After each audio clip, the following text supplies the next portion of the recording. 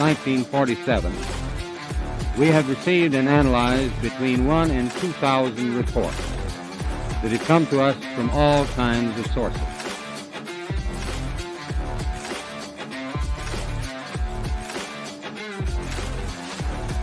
Fleet of them. Look on the ASA. My gosh. That's not LNS though, is it? It's not. I do have an LNS, man.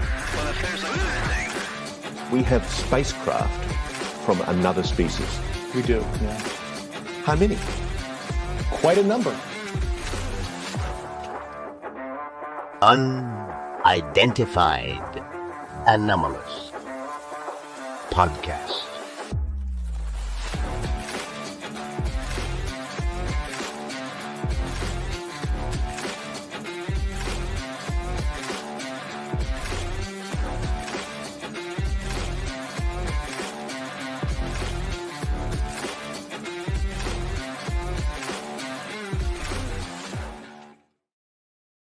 Hello, everybody, and welcome to episode 21 of the Unidentified Anomalous Podcast. I'm Digby Furno, and joining me, as always, is my wonderful co-host, Tom Zero. Tom, how are we? It's a Why is special my week. background playing even though I already hit pause? You know, that's just not fair. It's not.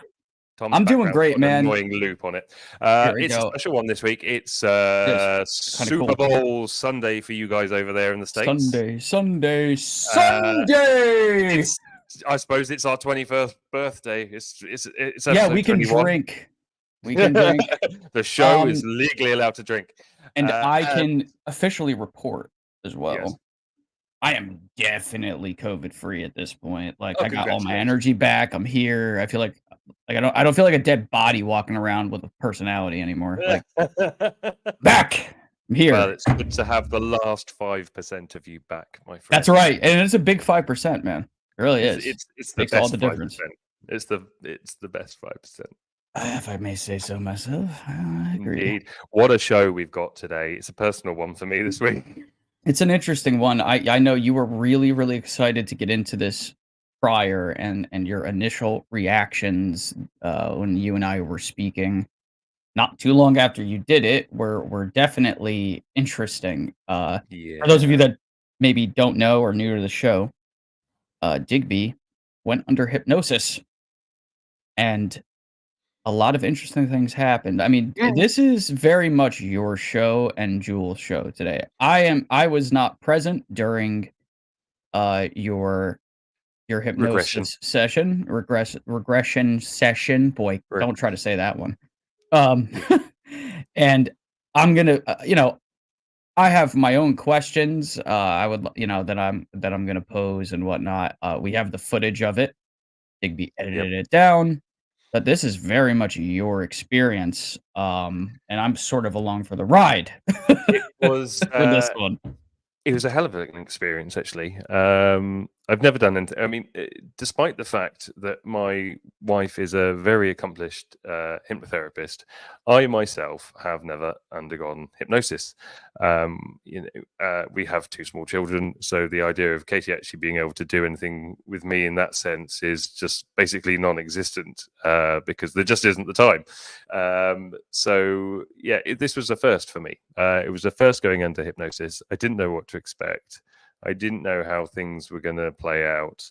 I went under hypnosis for regression and not knowing what I wanted the answers to, or at least I thought I didn't know what the answers questions I wanted answered. Right. But before we went into the hypnosis part, Jules and I spent an hour basically of a counseling session, getting to know my backstory, what makes me tick, all this lot. And I did have questions that I wanted answers to, and I guess the main question that I wanted answers to was, why am I on the journey that I'm on? What has brought me to this subject after so long? For Tom, but for those of you that haven't watched the show since the beginning, I used to be really, really into this subject from the age of about 11. And you grow up, you have girlfriends and you get married and you have kids and everything, your focus changes and moves on to other things. And I was brought back to this subject about a year and a half ago. So what's brought me back to it? It certainly wasn't the David Grush stuff, because that all came later. So what brought me back? What brought me full circle? And what's my mission in life? So I wanted those questions answering. And boy, I think I got the answer to the question. Really? Is that how you feel coming out of I this? do. That's tremendous. Well, look, actually. there's two ways that you can look at this. And you can look at this from the point of view that I have gone through this process with Jules, who's amazing, by the way. You're going to meet her in about 25 minutes. And there's a couple of trains of thought I have. One is that, yes, I've been regressed or I've managed to connect to something else through hypnosis, and I've got the answers that I've been looking for. The other train of thought is that it's a product of an overactive imagination, and it's what's going on in the back of my head. Either way that you look at it, and you'll find out more why I'm saying what I'm saying when you watch it. Either way, it's kind of irrelevant, because it's given me the ability to unlock what's in the back of my head and what either my mission in life is, or what I feel my mission in life should be that I've been too afraid to admit in the past, or whatever. Basically, I've come away from it with one thing, and that is a clear sense of direction, of what I want to do and what I want to achieve. And now I'm left in the situation of going, how do I achieve it? It's an interesting session. The whole session the hypnosis part was about an hour long. I've cut it down to about 25 minutes. We're going to talk to Jules when she comes on in a few minutes, and we'll have a chat beforehand. Then we're going to play the video. While we're playing the video, we'll all still be on camera. We'll pause it and have a little chat. You guys can ask questions. So if there's anything that comes up in the hypnosis that you want to ask questions about, please put it in the comments. We'll pause. We'll have a chat about it. It's completely interactive. I just want to be very clear. I am not stating that what I said under hypnosis is gospel and is fact. This is very much an experiment for the show, and it was a wonderful journey for me to go on. And we just need to see it as that. And I just want to make that point, because I don't want it to come across in the wrong way. That's all. Well, if I may chime in on that point in particular. I did a past life regression with a friend once. And again, this is rudimentary because we were following the steps out of a book. But I will say that was really interesting is that when I was in the state that I was in, there were names that came through very specifically that all turned out to be the names of relatives of my best friend. And these are people that I had never heard of before. And some of the names were not like regular either, but there were 4 names that came through, and it just so happens that all 4 were linked to my best friend. So I have reason to believe, just based on my own research over the years into consciousness and anything related, that I don't feel, again, this is my personal opinion, the idea of the overactive imagination, sure, it's always possible, maybe in certain instances, but I feel that can happen, but I also feel that there's more going on behind that veil that we don't understand. Digby, before the show, I mentioned the significant research that's been done into reincarnation. Yeah. And the data on that is bewildering, to say the least. I mean, it's extraordinary. It is so far beyond my line in the sand when it comes to what I would call a coincidence. And based on that, I feel that it's very possible that some of the things that came through during your session we're something far greater and far beyond just the active imagination. Plus we only have our human perspective on this to begin with. We don't even know truly where consciousness comes from, what it is. So it's all on the table for me, right? Like, I know, a materialist view will immediately jump to imagination and such, but materialism is dying. Kastrup talks about it, Hoffman talks about it, two of the most brilliant minds that we have, and that materialism just simply it doesn't explain enough. It doesn't account for a lot of the experiences that people have in altered states of consciousness, and therefore, as a result of that, and the research being done by people much smarter than I feel that there's more to this, and that because I watched your video. Yeah, you've seen the whole prior. unedited version I of it. saw the whole unedited version. Let me be clear as well. Sorry, just to interrupt. No, go ahead. Just quickly. When I say the edited version, all I've done is just remove some silent parts. I've taken out some information just to make it shorter. I think I will probably put the whole unedited version, because there is other bits of information that came out in it. I will put the whole unedited version up on all of our channels tomorrow.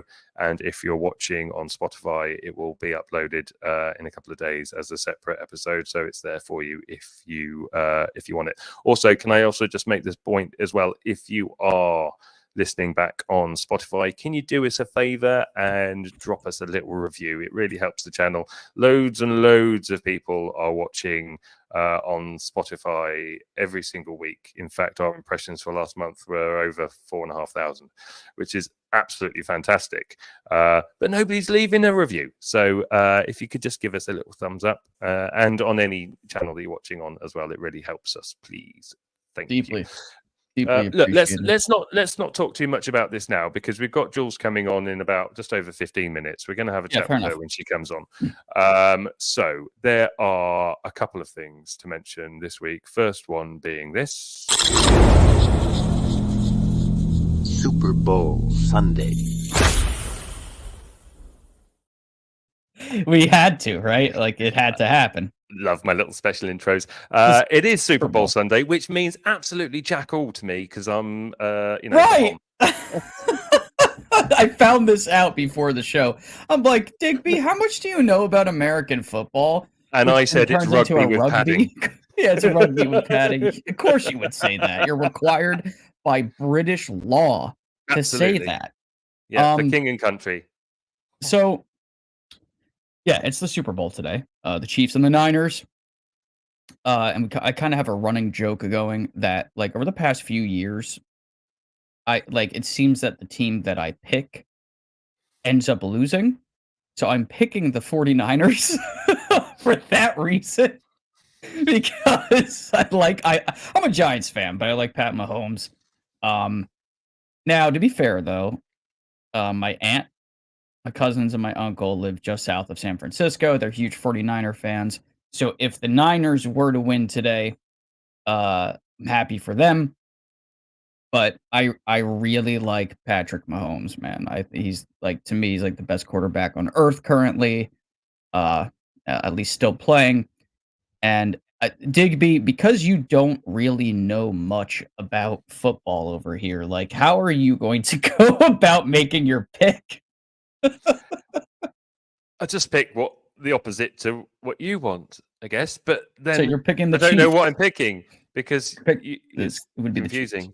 Because the very fact that you're picking the other team because you want the other team to win because you're a superstitious git just negates the fact that you're doing that, which means that you're actually picking the other team. So actually, it's.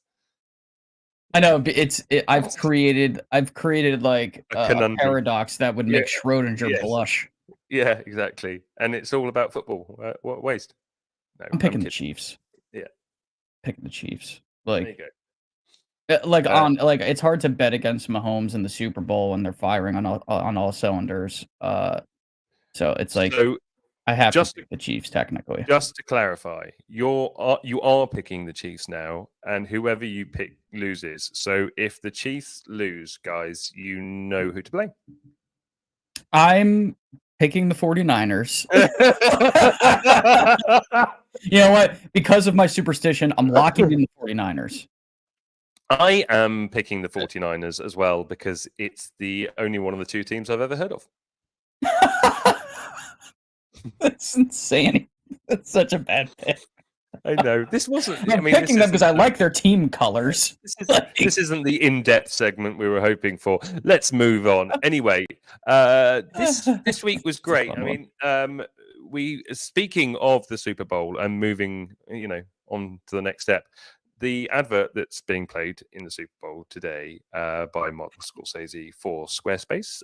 We're not sponsored by Squarespace today, but we're going to play their advert anyway because I love it. Love Martin Scorsese anyway. Oh, yeah. And this is a big win for the UAP subject because it shows that the stigma around the subject is dissolving away in front of our very eyes. So let's play this. And if you haven't seen it yet, you're in for an absolute treat because it's an absolute cracker.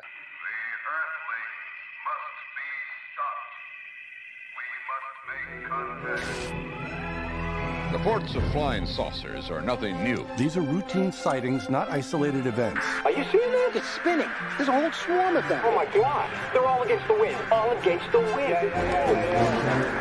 Oh, look at this. That's 110, 150.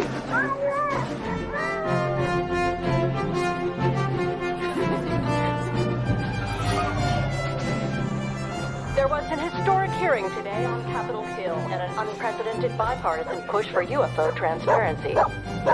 とにかくまず今日は浜風について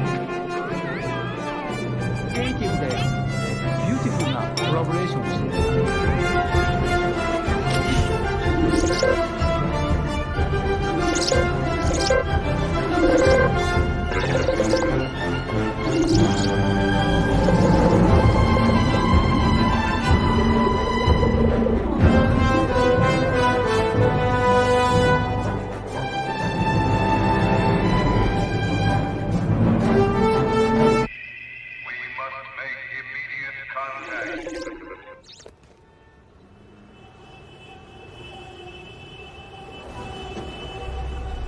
I told you to take Broadway. This always happens. I love it. I love it. And it's brilliant. It makes so much sense though. I feel like there's like a real you know me, I'm gonna tear this apart and analyze it and all that. But in all honesty, I feel like it really reflects the time that we're living in, like really well. Really, I do. Think about it. Like, if you look back to 2017, excuse me, and where we're at now, if you took everything that's happened over the last 7 years, right, and you stick it like in the middle of the 90s, this goes way different. You know, like there's no social media, there's no cell phones, the internet is in its very early stages. Like people are so distracted. And I feel like coming out of that commercial, one could have a takeaway of it's going to take a real doozy to grab people's attention on this topic. Maybe that doozy's coming. I don't know what that would be, but there's a reason they're sticking this in media right now. You know, like Squarespace makes plenty of money. It's not so much about capitalizing off the topic to make money. It's normalizing. I feel like this was strategic in a way. I really do. Perhaps. But anything like this just goes to help removing the stigma that's attached to the subject, you know. And it wasn't that long ago that we were playing the Moon Pie advert that our good friend Holly featured on, which was fantastic, and Sean Cahill, you know. And again, it's a matter of just normalizing the subject, and if that's what it does, then absolutely fine. And if you can have a laugh at it at the same time, even better, because you know we all take ourselves too seriously on UFO Twitter. So And a lot of us don't have the ability to laugh at ourselves. So You have to you know, have some why fun. not? Why not? Let's have some fun at it. I had a phone conversation the other night with someone you guys may know from X, that UFO chick. Like every few months, her and I have like a 3-hour phone conversation, and that was kind of something that we talked about.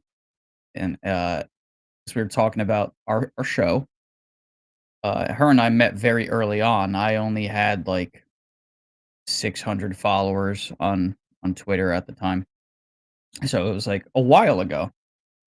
And she's seen the progression. She saw the birth of our show. She was actually the person that convinced me that this was a good idea to go along and try something new with you, Digby. I don't know if you knew that, but she was the straw that broke the camel's back when I was like at a little bit of a crossroads over that summer. And yeah, that's one of the things that we spoke about, is that here on the show we can get very serious and have, those types of conversations about these topics, but we do find a time to have some fun and laugh. So we go through like a spectrum of different emotions on our show. I You're feel right. like that's one of the things that makes our show special, that I really love about it, honestly. That, we've gotten somber, emotional. We've gone through Controversial. the whole gamut. Right, exactly. That too. It's like I feel that our show as a result is very human, and I love every last particle of our show as a result. Me too, man. I love it every single week.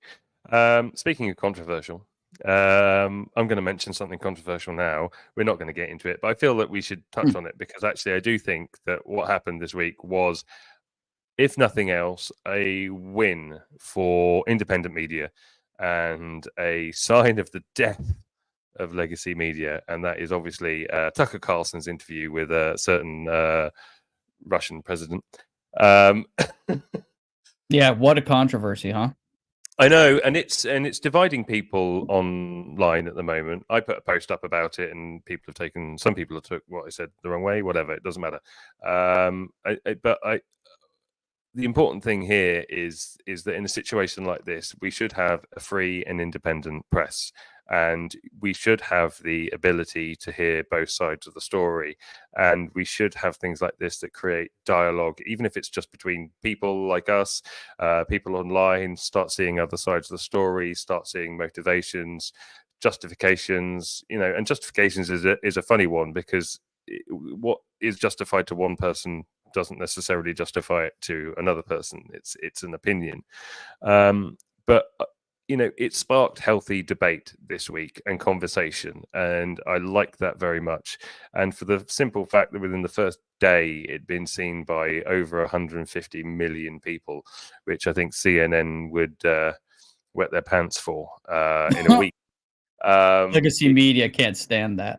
Just goes to show that if you want to be an independent voice out there, I mean, obviously Tucker Carlson already came with his own following, but he is independent press now. If you want to have that voice, if you want to be a voice of independence and freedom, then you can do that now. You can do that on social media. You can do that on X. And if nothing else, it's a win in that sense, and good on him for going out there and doing what he did. I'm not saying I believe in everything that Putin said. I don't necessarily. Definitely not.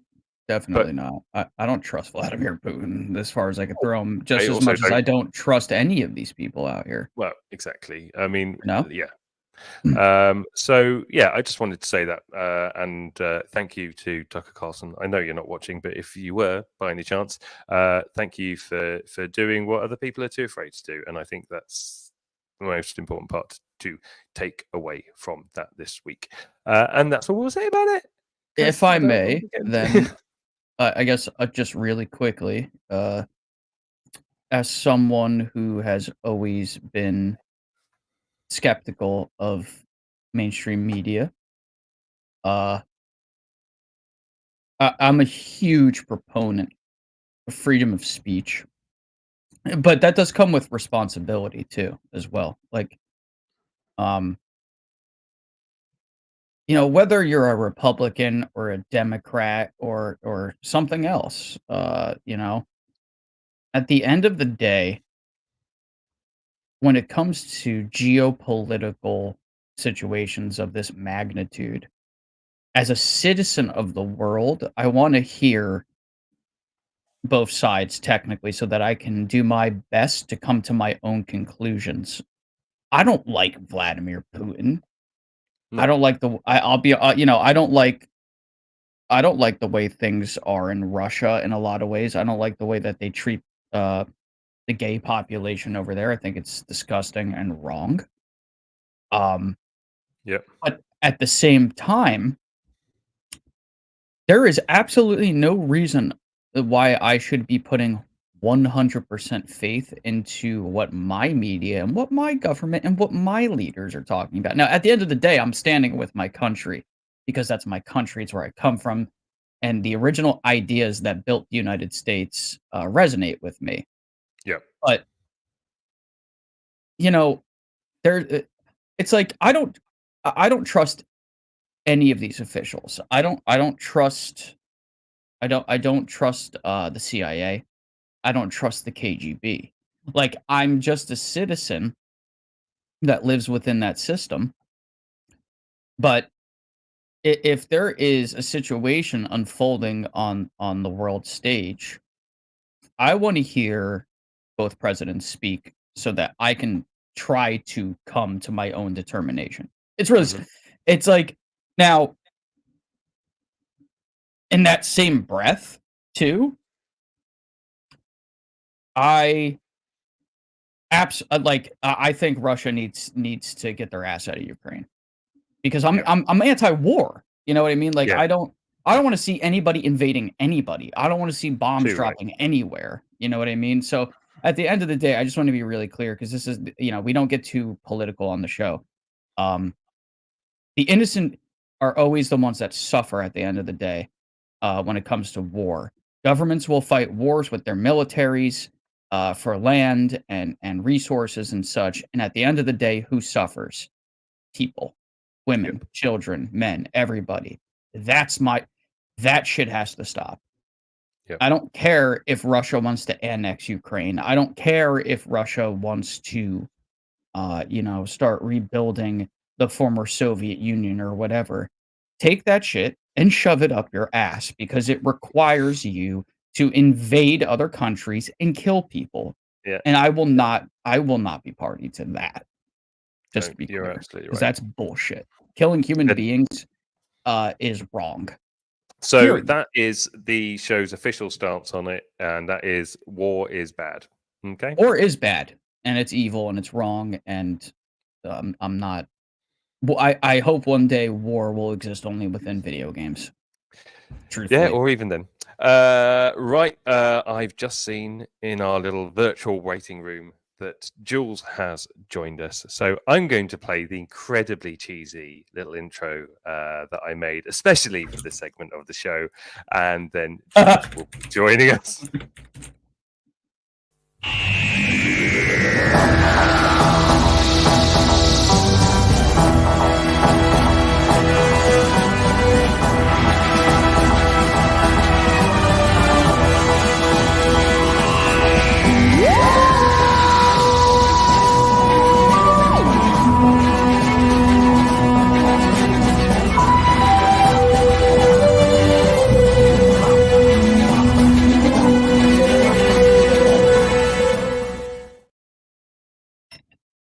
Hello! Sorry, I had to inject a bit of cheesy Britishness and humour in the beginning bit there. There were probably a couple people in the chat that were like, "What the hell was that?" Yeah, I guess not everybody knows who Doctor Who is. Oh man! Anyway, Hi, Jules. the reason why I chose that will become more evident perhaps when I play the video later on. But Jules, welcome, welcome. I've got a cough, so Tom, you do the introduction. Jules, now for people that don't have a good grasp of what you do, would it be fair to say that you are a regressive hypnotherapist. Would that be like the proper terminology? I say regressive hypnotist.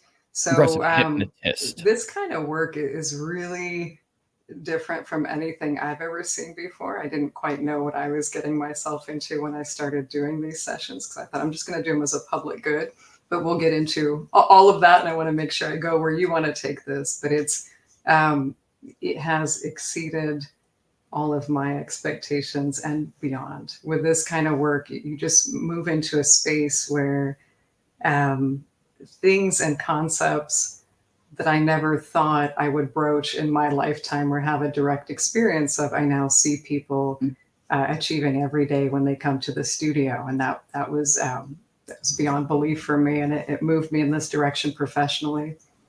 We had a really interesting experience with Jules too, Digby. Yes. That now we've spoken about it. I made a post about it, but now that Jules is here with us, I really want to open this up with that, because it's been on my mind ever since we had that Zoom call with you. We were in a conversation. It was our first conversation with you. I joined late because I was having some internet issues, but then we went on for like another hour. It was really cool. That could have basically been a podcast episode all of its own. And we had something really weird happen in the midst of that conversation that I'm still thinking about. You were speaking, and I heard this noise. I'm like, what the hell is that? And then I heard it again, and it was like this very odd, distorted, but clearly like female voice. It almost sounded like if you were to put like a noise gate on a distorted microphone, and it was like a voice that's like trying to break through the noise gate to be able to get picked up. And I messaged Digby like in the background while you were talking, and I'm like, did you hear that? And he's like, yeah, I sure did. Then we went over it. From your perspective, because this has happened before, why don't you give people a rundown of like this phenomenon? Because it's happened prior. It happened with someone you were working on, I believe. Yeah, but nothing like this. Because when you guys, I mean, I guess the backstory, I'm sure you've shared this to some degree, but when you guys found me, the request you made, I thought it was very interesting. I work a different kind of way. And so I thought, I just want to talk, because I think what you're doing is really interesting. And when I started talking to you, I realized, okay, we're all exploring something.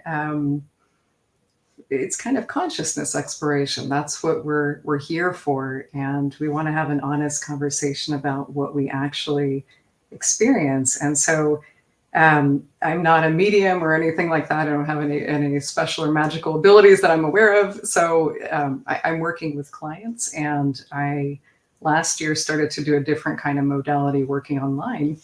And so there are clients who come to me. They all come because they're looking for some kind of inner healing. They're willing to take a day off from work. They're willing to go deep within themselves and see if there's something they can find there that is that 90% of the iceberg beneath the surface that can help them make a shift in their life. And it's something practical they want to do.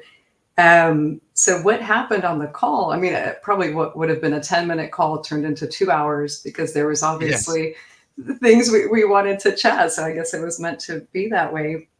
But when you said, because I didn't hear anything on my side, and it wasn't recorded, we were just chatting. So it became like a very friendly conversation. So when you said something, that you heard something, or you were asking if there was somebody there with me, I thought you were asking if there was another like hypnotist in my area that we could do a collab with or something. I was like, what? I started like thinking about something totally different. So I don't know what exactly you heard, but the description immediately made me think of something that happened in a session last year.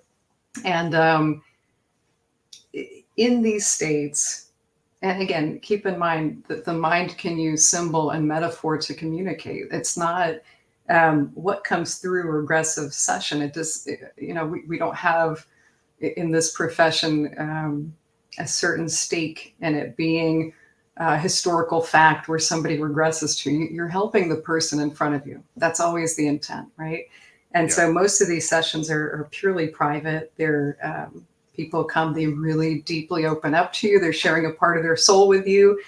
And so what came through in that session was I was working with a client, and we were working online, and she wanted to share the session. And so later I was editing it, and during the session she said, "Oh, I hear a voice." And that happens sometimes because you're receiving information through all your senses. That's what hypnotic work enables you to do. You're a receiver with all your senses. So again, is it real? Is it symbol? Is it metaphor? We put that into place as we work through the session. So when she said, "I hear a voice," I thought, okay, well, what's coming through for you? What are you picking up on? And she goes into the story. And we work through that scenario. And then at the end, it was a session she wanted to share publicly. So I very carefully edit them. I don't remix, I don't add anything new, but I take out personal segments. There are things that happen in these sessions that are very private to people. And so I always remove that. And I'm much more conservative with that than not. So I have my headphones on, I'm listening to the audio, and I heard a muffled sound, and it happened twice. And so I posted that one, and I amplified it so you can hear it better, but I'm not like a sound mixer. I have a friend in the UK who is he produces incredible music. So I sent him that file. I was like, "Can you just have a listen?" And he just wrote, "Oh my God." That was the extent of that conversation, and we had you played the sound clip for us as well, and it was pretty much exactly what we heard. But what we heard was in a different tone, wasn't it? It was a different tone of voice.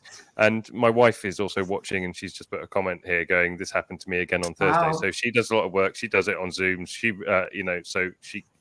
Same situation. She doesn't record them, but she can hear, and it happens to her quite often. And she said that this happened to her again on Thursday. Wow. I think I don't know. I think it's probably got something to do with the fact that you've got people are in a certain sense aware they're connected to something else, and things come through.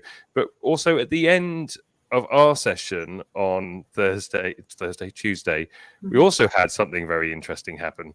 And I'll play the clip for you now when I found it. Here we go. And this, just to put it in context, this is at the end of the session. Jules has already pressed stop on the recording the session, and we record it. We press record again so that we can catch this bit. But this happened, and it was incredibly interesting. If it'll load, here we go. 4:30 your time. We started at 4:30 our time. We spoke for an hour, and I've been under for how long? So it is now 1 o'clock, and so we started at 10:30. My phone froze at the time that we started the hypnosis. How do you feel? I want to know how to get my phone back to normal. I can't. That's beyond my purview. Maybe just reset it. But it says 1855 on the corner of my laptop, and my phone says 5:36. There we go. For the record, as soon as I fiddled around with my phone, the time went back to normal. But it's a bit confusing there because we're talking about lots of different time zones because I'm 6 hours ahead of you guys. So we started at 4:30. We spoke for an hour. So 5:36 or 17:36 as it shows on my phone. We started the hypnosis part, and that's when my phone froze. And I was under hypnosis for an hour, and when I came round, the time on my phone, which is connected to my Mac as well, by the way, physically via a cable, because I was using the phone for the internet, it completely frozen.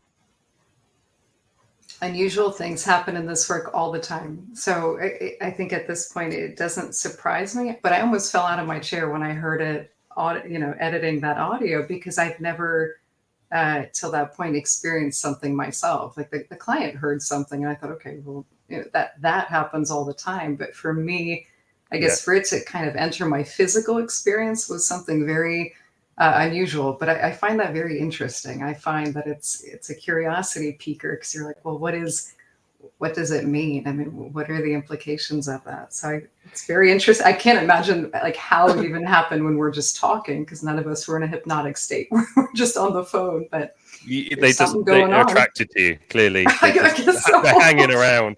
We had something weird happen a couple hours ago, actually, on my end. So, and God knows if it's related to any of this, but I just find it ironic. I was laying in bed, and usually this is how, Digby's in a different time zone. So Digby will call me on the Sundays that we do the podcast. I'm in bed, just kind of waking up, and we'll have our first chat of the day. Like, all right, this is what we're going to do. I'm going to hop on StreamYard at this time, blah, blah, blah. And I look at my phone because like I look at my phone when he's calling, and the chat bubble where I will press and I will be the one typing to send a message to him is blank. There's nothing there. He starts calling me. We're talking. We get off the call. Oh, no, we were still on the call. I went back into our messages because he was sending me a file. And in the chat bubble, in all capital letters, is the word look. And I'm like, I didn't type that. And I have no idea where it came from. And like, listen, for the very skeptical, there's no way I can prove this. All right. So like, I'm sorry that I can't like put that in a jar and send it to you for analysis. But like I'm still going to report it because people with an open mind and like-minded individuals are not going to be bothered by me sharing that particular anecdote. You're giving people some permission, because if it happens to someone and suddenly they're questioning their sanity, well, it's happening to a lot of people. I mean, why do you need to prove it? I understand in some cases it's life or death. You need to prove something. You're in a court of law. Absolutely. But I think when a critical mass of people start experiencing something similar, why would we want to shut that down? It just doesn't make sense to me. And it's strange that like there's just been things that have been happening recently. I said to Digby on the phone the other day too, we were specifically talking about his session with you. And I've been personally just kind of going through some things internally, and I'm watching what he's doing, and I'm like, I need to do something like this. I'm like, there's something. There's things that I want to that I have questions about, and there are things that like hurdles that I deal with on a daily basis when trying to like do my work and stuff, that if there's any possible way of going in and obliterating some of that and resetting something, like there's something in me that's saying you need to go do a session like this, whether it be with Jules, whoever. It's like you need to do what Digby just did, and you need to do it now. Like I can feel it. So it's like there's this like weird guiding hand behind all of this that nudges. That's the way I look at it. And what that is, is anybody's guess. I don't know, but it's weird. It's not normal, and that's why it sticks out. We see it. I notice it. I didn't type that. The voice that came through in our chat with you, that wasn't you. You weren't. You know what I mean? Because there were people who were asking me like, "Oh, are you sure she didn't play a sound file?" I'm like, "Yeah, I'm yeah." Some people were really funny about it, like asking you for proof, and it was like, "How do you know she just didn't do it?" It's like, "Oh, for God's sake, it's not even." You weren't claiming anything. It was more of a statement of this was weird and this happened. You know. Yeah. We weren't in a setting recording anything. That doesn't need we weren't even talking about paranormal evidence. We were like that had nothing to do with anything that we were doing, and it occurred. But I think it's kind of threatening to. Sorry to interrupt you. It's kind of threatening, right? Because if you have a certain idea about what our reality is, and then something kind of weird is happening, or a lot of people are talking about something. Sometimes the first reaction a person has upon exposure is like, I really want that away from me. Get away from me. Stop it. That's a good point. And so just leave it alone. But I think, again, like with my work, I learned the hard way. When I saw even a fraction of what this can do, that I am part of these results. I know it's not me doing it. It's people using the space that we're holding to do what they need to do. But I wanted to tell everybody. I wanted everyone at my corporate job to know. I wanted my friends to know. And I realized like I have to taper it back. If somebody's curious, they'll come and find it, right? They'll Yeah. look for it. And when you start looking, there's some phenomena that happen in sessions that shakes my world up. And there was a point where I'm like, oh, I've seen it all. And then I realized I've seen nothing. I've seen 1% of nothing. And it's like this one lifetime is not going to be enough to explore everything behind that door. And I keep getting these tastes of it. And I really like I like literature that bridges psychology with metaphysics. There's a lot of it already there. There's people who have already spent 40 years building a legacy, building content. So now I get to just order a book on Amazon or go to a bookshop and see like, oh, there's already something that happened as an echo of something that's been documented. But I had to look for that information and I had to want it. And I also had to be in a place where it was not somehow harmful or threatening to me. Because I think even with some of the topics you guys talk about 3 years ago, I'd be like, oh, that's so interesting. But I wouldn't think, oh, I want to publicly talk about it, because I don't even understand why there's a level of ridicule about something that is so, it's kind of so pervasive. It just doesn't make sense anymore. I don't have any strong ego stake in it, or I don't need to prove anything to anyone. I just have a small alternative healing practice, right? People find me, You're they just come trying to help Mhm. people. Yeah, and this is right. Yeah, that's all it really is at the end of the day. This is Yeah, go ahead, Digby. Sorry, this is one of the other weird things as well. When we talk about, well, it was weird. You thought we were going to have a 10-minute conversation, so Mhm. did I ended up speaking for 2 hours. Also, one of the things is I was just looking online for somebody in America that would do regression hypnosis and would come on the show. When we spoke, I had no idea that you had the knowledge that you had about this subject, about ufology, and that you had had people come to you and tell you stories in the past. And before you know it, 45 in, we're talking about mantis beings, greys, and all this sort of stuff. And I was like, we've just absolutely landed on exactly the right person. This is it. Yo, you said something really interesting just like a minute and a half ago, Jules, that like I can't get out of my brain now. What was So it? I'm writing a book Mhm. about, like it kind of in the same spirit as like a John Keel, where it's like I'm talking about my ideas and theories on the phenomenon and the paranormal, but also bringing in experiences I've had, experiences I'm aware of from people in my life and such. And I've been trying to think of, because all the books that I really love always have like a quote or like a poem or something at the very beginning that's on its own page, and then you flip the page and it's like the title. With your permission, I feel like I want to put this at the beginning of my book now. I want to quote you. You said, Oh, I have seen 1% of nothing. no. I'm like I'd getting be honored. goosebumps. Yeah. I'm serious. Like that is like that. There was something so intense about that statement. I have seen 1% of nothing. Mhm. And that really like sums up like the entire spirit of my book. So if you're cool That's with that, awesome. Oh, I'd be so happy. I that feel like would be it's like so the sky behind you, right? Because I think what we're doing is consciousness research, but it's exploration from this vantage point of, like, in my case, I want to help the person in front of me, right?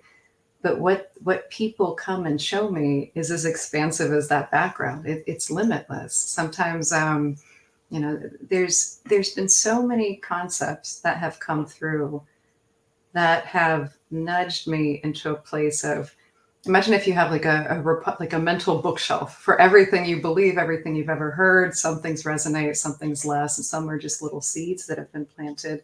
There have been concepts that have come through. I'm like, I have to break down the whole bookshelf, and there's like a pain to that. There's a choice. Like, I got to get my tools out. I'm going to do some demo today, but you realize like it's a choice, and it's not.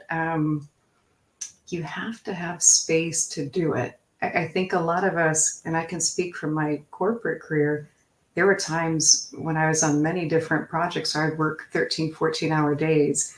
Eating was like fueling feeding the furnace. You go grab something you made the last night and just get back to your next meeting. There's no time to do certain things, like cultivate some kind of curiosities. That's all done at 1 a.m. or on a flight somewhere or whatever it is. Yeah, So, I know that feeling. right? There's this intensity to everything. And suddenly you have a space, like me switching and doing this. I now have space. If I don't have a booking or I don't fill up the calendar, I just take some time off and go travel. That's time to create. It's time to actually go into some of these topics. And it's so funny. I think this kind of echoes back to what you said. Sometimes when a concept is shown to us and we say, okay, I'm going to break down the bookshelf. I'm ready. Maybe the first one was the seed, but when it comes to the second or third or 20th time, you're like, okay, I'm getting my gear out. I'm going to break down the bookshelf. I'm going to build a whole new space for my, what I believe in, what I'm willing to explore. And when you go there, sometimes people will come into your life. Books will just like land on your desk. Things will pop up on YouTube, however you consume content, but it can be anywhere. And it'll echo back the exact same concept. And I have a synchronicity denier in my family, so no big deal. He's trained me on like, don't say those things, but they're very much real to me. I see that and I follow those threads. But I think even that is a choice. That goosebump feeling you described, like that's part of what we feel in hypnosis too. But when you come out of hypnosis, you realize, wait, that information that I received, however you integrate it, that type of information is coming to us all the time through gut feelings, through some people have a deep inner knowing. Well, you're not going to write that as a citation to your published paper, but you can use all those tools to navigate your world and realize that is what gets you on your soul aligned path. And I do believe, we have different timelines for our own life, for like, I think the planet has its own timelines. I think each country has its own timeline. So anyway, not to go on and on, but I just feel like that's you tapping into your own abilities. And you always have information coming to you, that gut feeling too. That's something, those tinglies, that's something saying, pay attention or look, in your case, look, right? Now, I guess that makes sense, right? Like look, and then that, I mean, it just, you said it and I'm like, I had like a physical reaction. And those moments are interesting because they don't happen every day. That's why I pay attention to them. You know what? I think you would really like, and this is for anybody here too. Diana Pasulka's new book, Encounters. There's a really interesting section early on in the book about synchronicities, and it's almost like synchronicities are this like universal mechanism of recognition for the individual, and they're something other than coincidence, though. They have a tangibility to them. They have like an energy about them that's really hard to put your finger on. But there was a group of synchronicities that happened with her and another person, and it all revolved around an experience he had where he had like an entity visitation, and that ended up looking like Saint Michael or something. It was really like wild. And then it's just like one thing after the other after the other. There was a card that had Saint Michael on, like all these different things.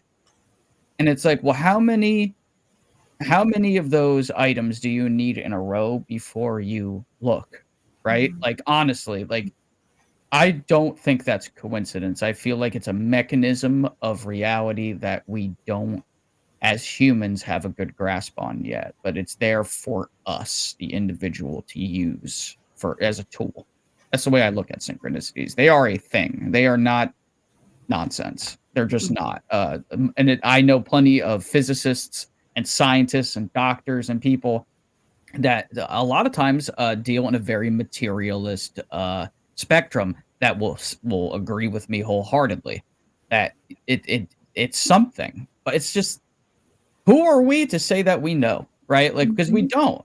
Like you said, we have all seen, 1% of nothing. We don't know anything. We have gravity waves. We have all the things that we've learned. We know what the sun is made out of. We understand why the tides are a function in the oceans with the moon and all. But we don't really know anything at all. We don't even know what gravity is. So to discount anything that may come up in any of these sessions, like what you had with Digby, as being this, that, or the other thing, that's the wrong way to go about it. The way to go about it is to look at it, observe it, and if you want to interpret it, through your own particular lens, that of course, like that's a natural inclination to do so, that we all have our own biases and such, but there's no definitives here. There's just not. And I think that might be the point. When it comes to my session, I think I'm still trying to unpack it and trying to figure out what it means, because I went into it not yeah, you've seen it. You've seen the whole hour. There's a lot there, and it was fascinating. Paul's seen it. Really fascinating. And I came out of it thinking, oh, I remember the whole thing. And then you watch the video back and you're like, no, I don't remember that. You know, and it's just, yeah, it's an interesting one. I mean, I don't know how it compares to other sessions, and I'm certainly not asking to be measured on weirdness compared to other things that you've experienced or other people. But for me, it was just like, okay, that was some heavy stuff. That was strange. And it's not like I went into it with a preconceived idea in my head of what it was going to be. And it's a very weird experience, because you just, I don't know, you find just there's a point, and you'll see, because for everybody, I've edited it down, I've shortened it so we can play it and we can discuss it. But as I said at the beginning of the show, I haven't taken out anything particular. I've just shortened it. There's a couple of times where I repeat. There's a couple of times where there's big long spaces while Jules is waiting for me to talk. But, you know, that there are moments there that, you know, where it basically would seem that somebody is talking through me to you. And I don't necessarily remember those bits. And there's bits in that it talks in a different way. It talks, what is talking through me doesn't talk in the same way that I talk. It doesn't speak in the same patterns. It's not the same, you know, it's not the way I speak. Even the pitch of my voice is different. You know, it's not like a drastically different voice, but it's not me. It's not the way that I speak.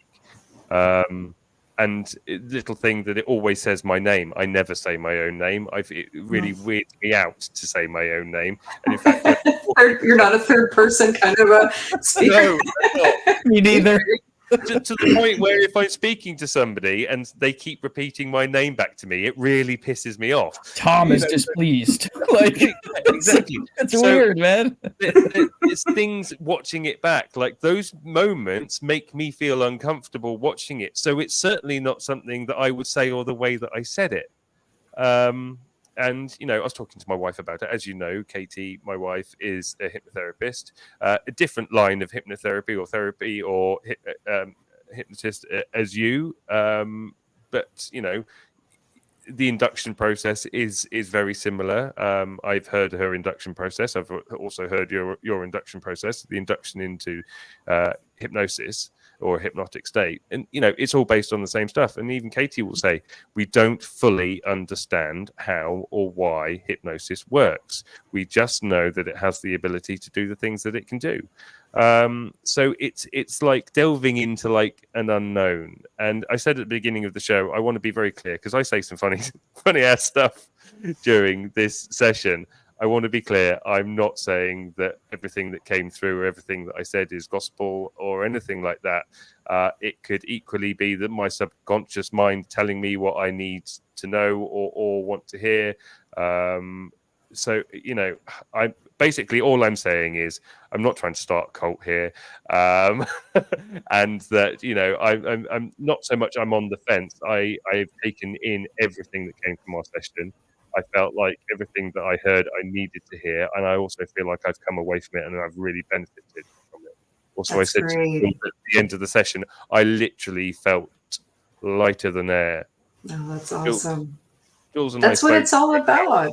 Yeah, exactly. You know, we spoke for an hour. I told you a lot of very personal things about myself, where I hold this stress, where I hold this tension in my body, and the baggage of my childhood, and, you know, going back to 11 years old and everything like this. And I came away, and the weight and the pain that I had felt pushing down on my body since I was 11 had completely lifted. You know, so I know something happened here, and also the fact that the watch stopped, or the time stopped on my phone, was just another little icing on the cake. It's almost like somebody went, "You need a little push here to make you realize, to make you believe," and it was just like waking up and going, well, that is weird. You know, it's like it's the physical evidence for something that happened spiritually to me for an hour. So that was just a little icing on the cake. Jules, I don't know how you are for time. As I say, I've edited it down to about, I think it's 26 minutes long. We're going to play it so everybody can see it. If you have time to stick around and talk through it with us, then we'd absolutely love you to. If you don't have time, that's absolutely fine as well, but it's completely up to you. But otherwise, we're going to play it, and everybody can ask me questions about it. That sounds great. No, I'm happy to stay on, and I'm so grateful for that feedback. That's what it is all about. Jules, I have to say, I really do have to say, it was very transformative for me, and I came away with a very profound feeling that I had managed to address some things in my head. I had managed to let some things out, and I got some answers one way or another to questions that I had been carrying around with me since I was a little 11-year-old boy. So for anybody I'm going to put this up again. I've got your website details here. So for anybody that is watching that wants to get in contact with Jules, her website address is on the bottom of the screen right now. And if you are listening on audio via Spotify, the website address is www.puremetaphysics.com. So I highly recommend anybody getting in contact with you. So that's my plug. Thank you. Yeah, Thank you so much. I'm one of them. Trust me. Come on down. You know where to find me. I carry a lot of I carry a lot of grief and shame and guilt that I need to address. So, well, you know, I find we hold a lot of secrets and a lot of things that have happened in our lives really close to our chest. And we're kind of taught to do that. Don't talk about it. You'll make people upset. Or there's all kinds of conditioning. Yeah. When you start to do this work as the practitioner, you see, oh my gosh, we're all going through the same types of things. And I understand why we don't talk publicly, or, you know, you're not going to sit during the Super Bowl and then talk about the grief you experienced as a 4-year-old or something. But But it needs to physically be moved out of the body. Sometimes, like you described, a weight being lifted. A lot of people say that there's an energy that can get stuck in the body, but this work goes so far beyond. And I realize there's a point where I will not in this lifetime ever understand all of what's happening and the mechanism for it. I don't need to. I just need to know that the person made a breakthrough. They were able to shift in that space. And sometimes I'm like, oh, I wish I could do something for them. It's not about that. It's when somebody is ready to look within and say, I don't think it serves me to hold this stuff, or something happened to me as a child, or basically you see kind of the same 5 big topics in different wrapping and different packages that we're all carrying, we're all hiding, they're a secret. And then finally you say it and you realize, oh, wait, everybody has this. It's very cathartic to get it out of you by actually saying it in a safe place, like with somebody who's not trying to use some kind of ammunition against you for whatever purpose. Somebody's just listening, they're holding space for you. Then it's out and you're like, oh, that actually wasn't holding space. That's the key. Right? It wasn't such a big deal. Now it's out. I see some people say, oh my gosh, I went through this journey. Some people can't forgive themselves for something that happened or that they did. They've spent 30 years trying to go back and redo that one moment that could have happened. And suddenly you get these, like you said, some energies come through, or they get an answer. Do I know the exact mechanism? Was that from the Akashic records? Was that an echo of something? Was that really the spirit? I don't know. I don't need to know exactly at this point, but more and more is being revealed the deeper we do this work. And you see people get real profound release, and our understanding of consciousness expands. So even there's free audios in my website, but all over YouTube too. You don't have to pay to have a journey. You can go online. Again, like in my blog, I have some that I've recorded, and I have a 35-minute regressive audio by Dr. Brian Weiss. It's one of the masters that I got to study from. This guy is amazing, and he risked. It's available on your website? Yeah, he risked his career to even talk about these topics because he was at Columbia and I think Yale trained not even hypnotherapist, he's a psychotherapist. So do the 35-minute experience. See if you can have a direct experience. He explained in our professional training, he said it took him several months to have a journey, and we want everything right away on a platter. And for a lot of people, it actually, I would guess 50% of people who would listen to it, even the light self-guided one, will have some kind of sensory experience. But just pay attention to all your senses. You may not see like a 3D movie. You don't need to. You're learning to tap subtle states and subtle, that gut feeling, but amplified through any of your senses. You're always getting that information. Give it a shot and just see what happens. Nobody can take your direct experience away from you. And sometimes when something wants to leave, like an energy is ready to leave, it'll just happen spontaneously. So where is that? So the one that you were talking about, the 35-minute one, you said that's in your blog? Yeah, yep. Yeah, I'm going to look through this because I very much over the last week, like I've done, I try to meditate. But full disclosure, I haven't meditated in months. It's been a while, and there's something wrong with me.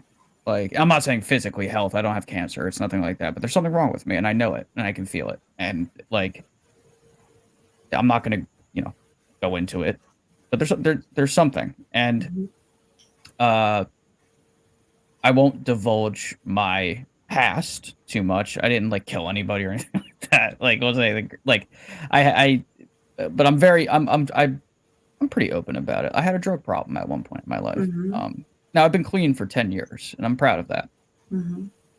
But there are still days where like I'll reflect on some of those things, and I will sob. Whether it was and there's a number of reasons. It's just like sometimes I'm like, how dare I did that to myself? How dare I put my friends and family through the worry that they, you know what I mean? There's just a lot that comes with that. So anything like this that's available to me, I'm going to suck it up like a sponge because I'm trying to take like the next step forward. I've been in the midst of what like a million people told me was a spiritual awakening before I even realized that's exactly what it was. And I'm trying, I can tell that I'm very stagnant right now, that like, here's the spiritual journey. I'm moving. I have stopped. I'm right here. I'm standing still for some reason. And I'm trying to figure out, well, how do I bring my right foot forward and continue walking down that? You know what I mean? That's where I'm at right now. So anything like this is, when I say I appreciate it, there are no words in the English language that truly capture what I really mean when I say thanks.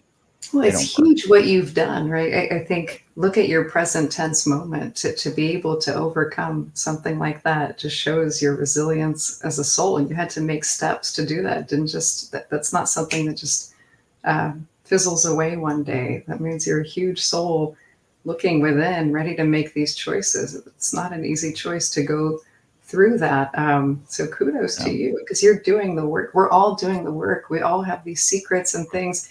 Every single person carries something. And at some point we just understand, to move forward, I have to let it go. I have to move it out of me because that's not happening. But every time you revisit it and feel the pain of it, there's some echo of it still in your energy or in your body or whatever. Time to let it go. There are ways, they're free to let it go. Explore them. Don't, if it doesn't work the first time, it doesn't mean it wasn't real and this is all a scam. Please just go wherever. Yeah, it doesn't work like that. Resonance. It does. There's so many ways. This is one path of many to do whatever you need to do, right? It's just my lens of reality. And I'm so glad I get to share it with you. But just see what shifts for you. You might find that this is bubbling up because you're ready to make a big leap forward. And that's what it feels like right now. Right? So it does. It really does. That old baggage, right? It's time to let guilt go.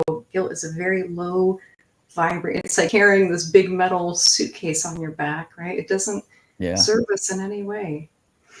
Because I like to think I'm a good person. You know what I mean? I can feel that you're a great person. That's why I talked to you guys for 2 hours. When I think back to those things, like there is no way. There's no way you would have liked that person as much. Now I wasn't going around like, stealing candy from babies or anything of that nature. Like, I wasn't like a psychopath, but like my inner care for others was not nearly as high as it is now. And the care, especially the care for myself. But I know it can be higher.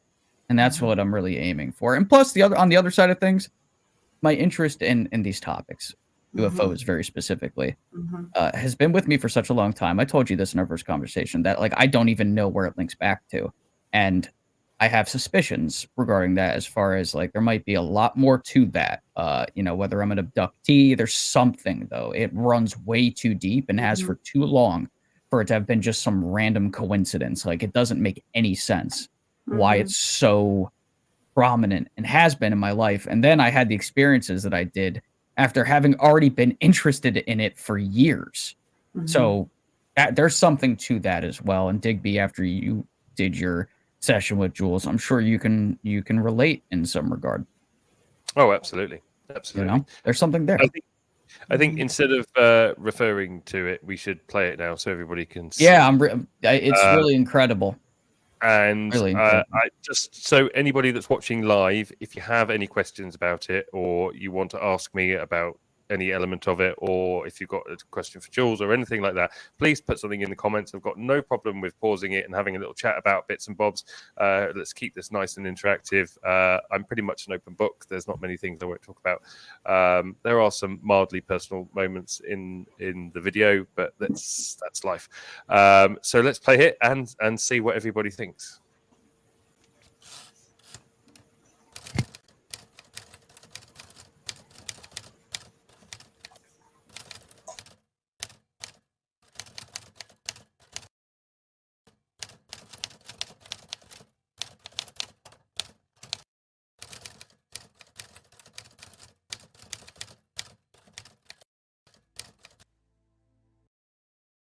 There's a face. Just allow it to come into focus. And remember, you control this space. Just describe the face to me.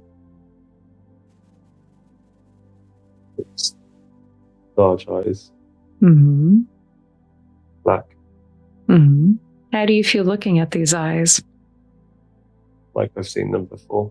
Okay, they feel familiar to you. Take a deep breath and just see if there's any information that's coming through those eyes. And don't judge it, don't analyze it. Just let the first thing that wants to come through, come through. We can analyze it and put it into place later. Being drawn down a corridor to a room. Are you on your own there, or? No, there's somebody waiting for me in the room. Okay. Tell me more. It's an oval room. Everything is still white, but there's a console in the center of the room. It's oval as well. There's somebody there. How can you tell? What makes you say that? They're bending over on the console, looking at it, touching it. There's no. How does it feel to the touch? Alive. Focus on the emotion, focus on the physicality of the touch, and just let information come through that way as well. It's smooth and firm, but it feels alive. You connect with it. What happens as you connect with it? Information. All the information. Are you sending, receiving, both? Both at the same time. It's information. It's all about information. Watching. Take a deep breath and tell me more about that word. You said watchers, watching. Watching's the wrong word. Caretaker. Caretaker. Okay. Feel into that word, the energy of it. They are caretakers. We are caretakers. You are a character. Okay, very good. May I ask a few questions? Do I have your permission? Yes. May I ask what you are caretakers of? Everything. Why have you brought Digby to this place? What is this place? Home. Mm-hmm.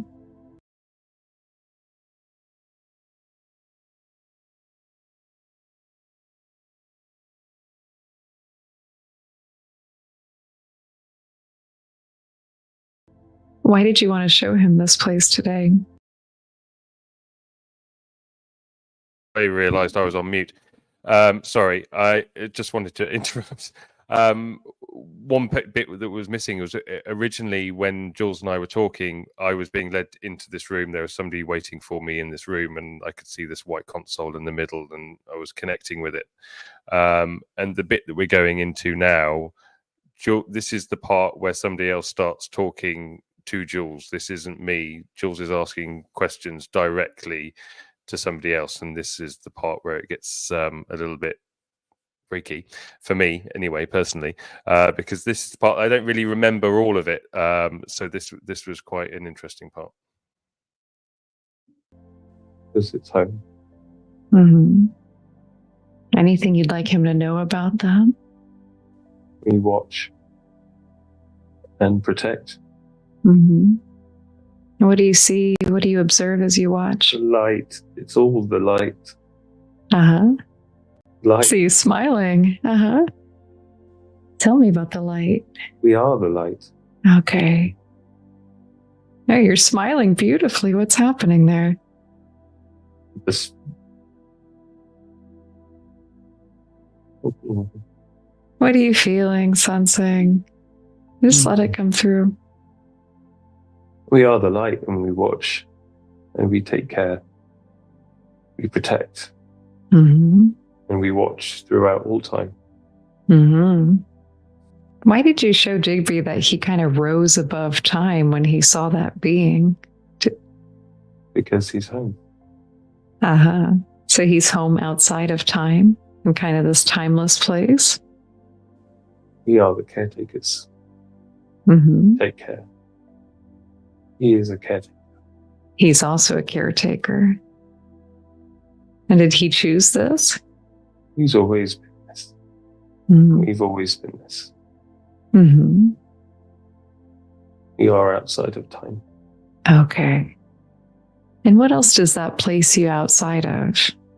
It's not the same as you see it. Mm-hmm. It's above all. We are everywhere. We see everything. Mm-hmm. We can have form, like you. Mm-hmm. But when we are home, we are light. Okay. And what about Digby right now? He's light. Say that louder, please. He's light. He's also light. Okay. And what should he know about this? You said that this is his natural state. Yes, we are light, and we see all. Mm-hmm. Mm-hmm. But the dark is there. Mm-hmm. And we must be brighter than the dark. What does Digby need to know about that? The dark is always there in the corner. Mm-hmm. In the corner of our eye, we could see the dark. Mm-hmm. We must fight back the dark. Mm-hmm. What should he know about that? That's his task. It's our mission. Mm-hmm. Is that the mission for this lifetime, or? It's the mission for all lifetimes. Okay. Okay. We are outside of time. Mm-hmm. And what about the darkness? The darkness is outside of time. As well. Darkness seeks to control Mm-hmm. those within time. Mm-hmm. What does it gain by doing that? Dominion, Mm-hmm. power. It feeds on the suffering of others. I see. Well, I'm talking to Digby as he's lying on a sofa in Morocco. You're aware of that, right? Digby's not just there, he's everywhere. Uh-huh. Everywhere. Mm-hmm. And is this the first time he's becoming aware of this information, or has he known before? He's always here. But he cannot see it when he's... Why are you showing this to him now? Is it important for him to remember this for some reason? Every time he dreams, he's here. That's why he doesn't dream. What is he doing instead? He comes home. To do what? To be. With us. Home is the light, and when he's here, he is the light. He's light. You were showing a lot of exchange and movement of information. What's that all about? We collect information. To what end? Protect. What are you protecting? Everything. The world. As in planet Earth, or? Your world. The Earth. Other worlds. What is the range and kind of dominion of your watchfulness? Everywhere. Meaning? We are everything. Everything is us. How far do you extend? The universe mirrors the very makeup of your atoms, of your biology. Everything is mirrored. You are everything. Everybody is everything. You just don't know how to connect to everything. So the macro is the micro, or it's a mirror, and vice versa? Everything has a mirror. We are the light and we have the dark. As in, we have it within us? Help Digby understand that. We are all the light. We are all the dark. Is that by design or what? It is the pattern of life as you see it. Everything has its opposite. And what should Digby know about that for his greatest good? He's searching for truth and answers. He wants to know why he's awakened to this path at this point in his life. He needs to remember he is the light and not the dark. And why is that so pivotal? Because the light must win. How are we doing? It's difficult. Your world is difficult. But yet he's here at this time. Tell me more. The people you seek for, the people you search for answers for, tell you lies. Your world is troubled, but your people are good. But there is a great amount of evil who seek to do you a harm. Digby sees the light, others, they close their eyes, then they see the dark, nothing but black. Is that a choice or what? As Digby is of the light, some people are of the dark. They have always been here, as long as we have, since the beginning. And why is this being revealed to Digby at this time, as he's on his quest? He is one of us. He's always known he's one of us. Why is it important for him to know that there are those who are dark as well? Because he has to see the dark. How come? Because he has to know where it is. You showed something when he was first entering this state on the corner of his left eye. Why did you show that? That's the dark. And why did you show it? You have to be aware of the dark and know that it's always there. And what's the best way when we're here and we're getting a lot of sensory information? What's the best way to discern? Say again? I'm just wondering, when he's going through his everyday life, what should he know about that, discerning between light and dark? He's to deliver a message. People like you are not you, but your people. They can't see us as we are. We don't understand. But we can help you understand through other means. Means that you will understand. A great change is coming. a very pivotal moment in your time. Mm-hmm. And the outcome is yet to be decided. I see. And what does this have to do with light and dark? It is the fight of light versus dark. Mm-hmm. Your history is filled with times where the light shone very brightly. Ages of creation and beauty and wonder. And there are times in your past where the dark has been everywhere. Mm-hmm. You are in the dark times again, but you've not seen that you are. It is time for the light again. And what's the best way? Knowledge. Truth. Mm-hmm. Is that why Digby is searching for truth? That is why he is looking. What should he know about that? He's wondered that there was some big turning point in his life when he was about 11 years old. A lot of things shifted and changed. A lot of things that he feared would happen did happen all at once. Is there anything you can tell him about that time? He was not awake before then. What does that mean? He wasn't connected. You all have the light inside you. But you are not connected. Mm-hmm. Is he connected now? He is connected.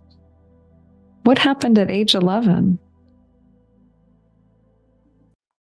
Just going to pause it there for 1 second so we can all have a little Yeah. break halfway through. Yeah, it's as you can all see now. It's I mean, certainly for me, it's not what I was expecting. I didn't know if I was going to go through regression and find out I was abducted or anything like that.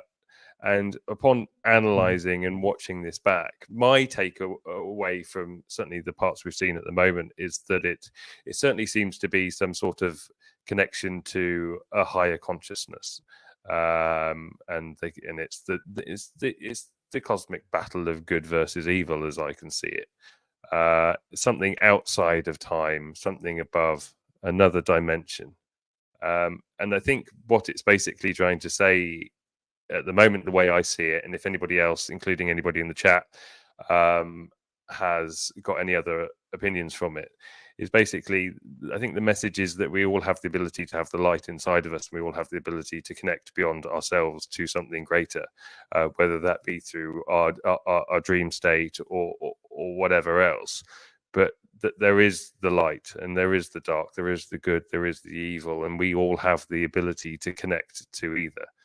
And that there are times throughout our history where the dark side of our history is the dark side has overrun the world, and all anybody is seen as dark. And then there's the times where there's been beauty and wonder in the world, and the good times are the light.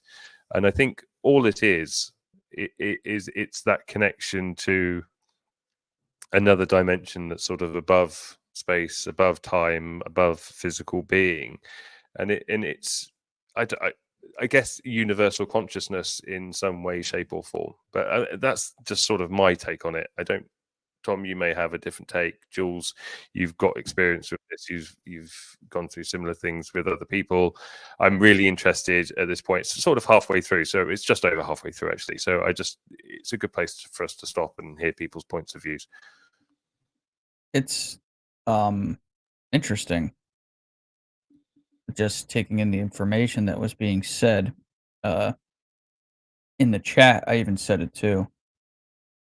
Paul was asking if there was a name that was associated with this quote-unquote entity that appears to be speaking through you, or this intelligence.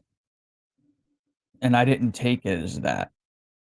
Like, it is, but it's not. It's like I said it was the the consciousness field. It's like the same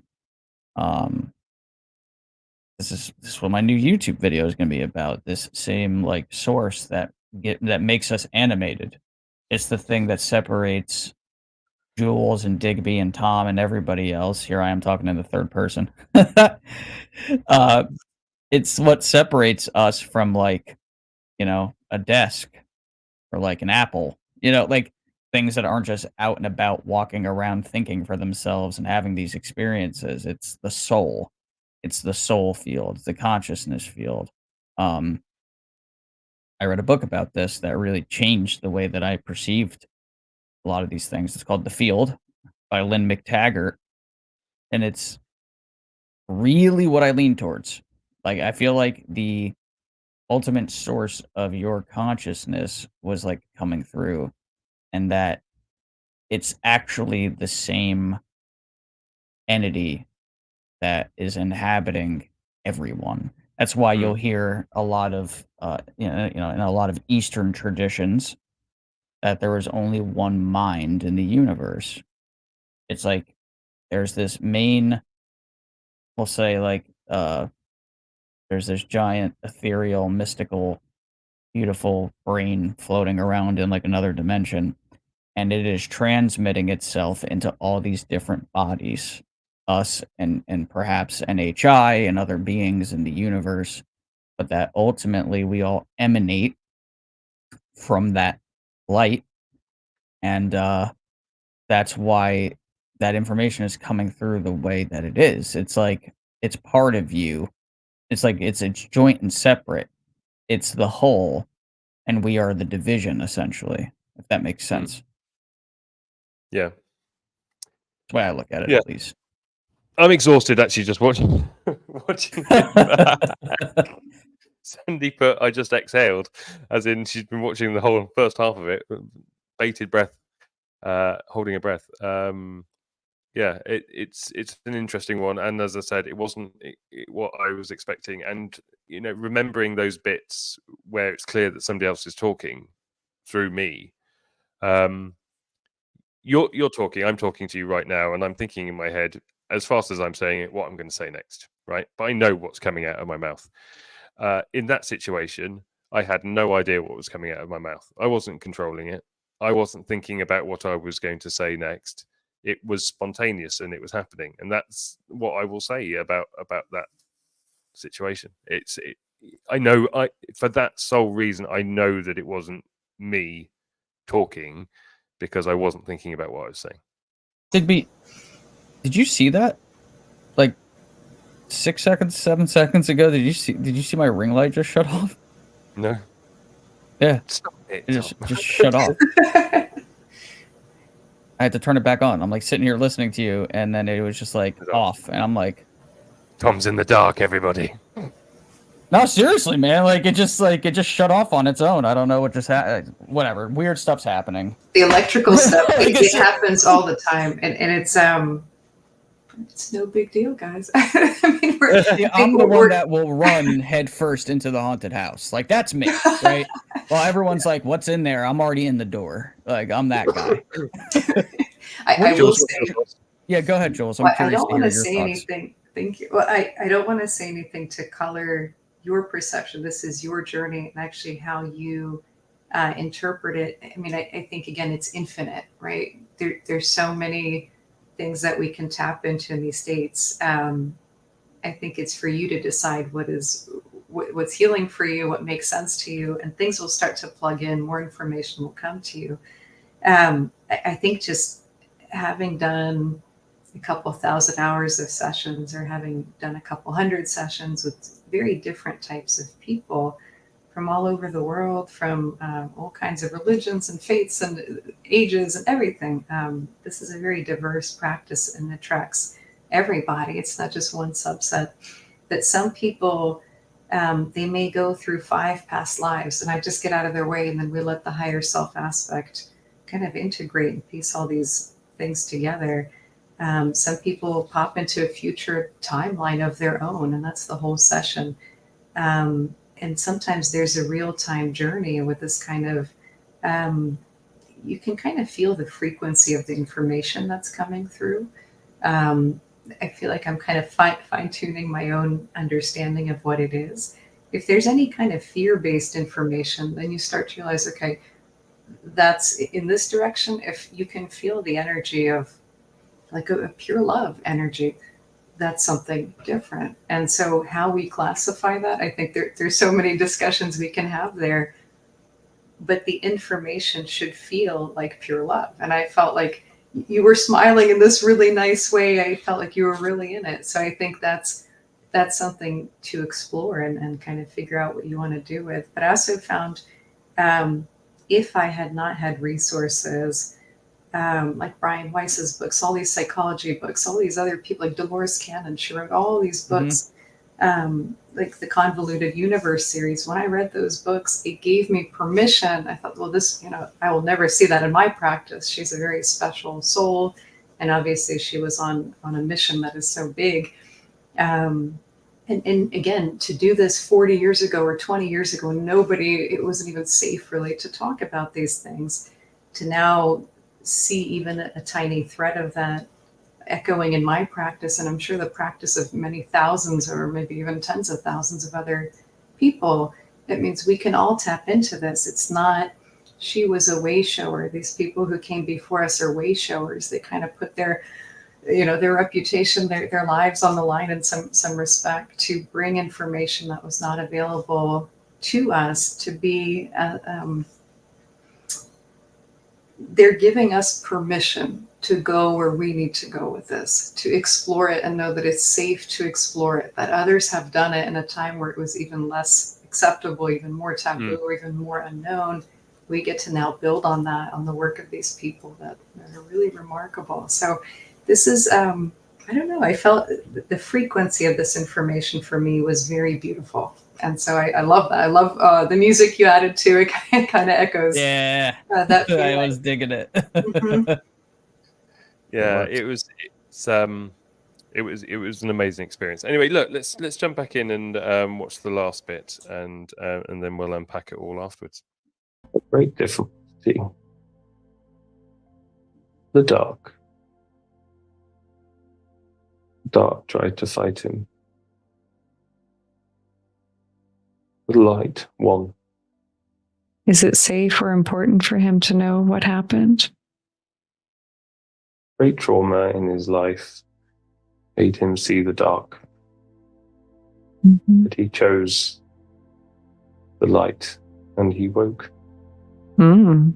Such an early age. He told me he doesn't have many memories from before age 11.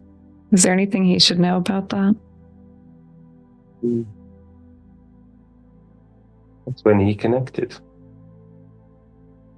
He was one of us. He became one of us. How did that happen? How did he make this choice? Through the fight of the light versus the dark. And what was playing out there on the subtle level? Strong emotions. Very strong emotions. Seeking answers. We reached out to him. How did you reach out? He's one of us. He's always been one of us throughout time. Above time. And how was that connection made or fostered at that age? How did you reach out? He's one of us. Is that something through DNA or telepathy? I don't understand. We are above time. Time means nothing. We can be here. We can be then. Anywhere. Is there anything he needs to know for his greatest good as Digby about that time? He carries some heaviness still. Does that heaviness serve him in any way? The heaviness he felt then is the heaviness of this time. He's outside of time. He's everywhere. All of time. We all are. Well, he's wondered too why there's such a big influx of talk about the dark side of all the UFO work he's doing. Because now is the time to fight back the dark. The light must be seen. Mm-hmm. What does that mean in a practical sense? That there is great evil on your earth, and the truth must come out. Mm-hmm. And what is the truth? That the people who lead your planet are not who they seem. Mm-hmm. The dark has been allowed to win for too long. And what should Digby know about it? He already knows. Mm-hmm. Can you say it so he can hear it and root in it? He must deliver the information. He must find the truth. Mm-hmm. But you also told him that sometimes when he's seeking the truth, there are those who are not, they're not aligned to the truth coming out. Yeah. What should he know about that as he navigates? That the truth will come out. But okay. all things in your world take time. Mm-hmm. In your time, a great change is coming. Meaning in our physical lifetime or something else? Yes.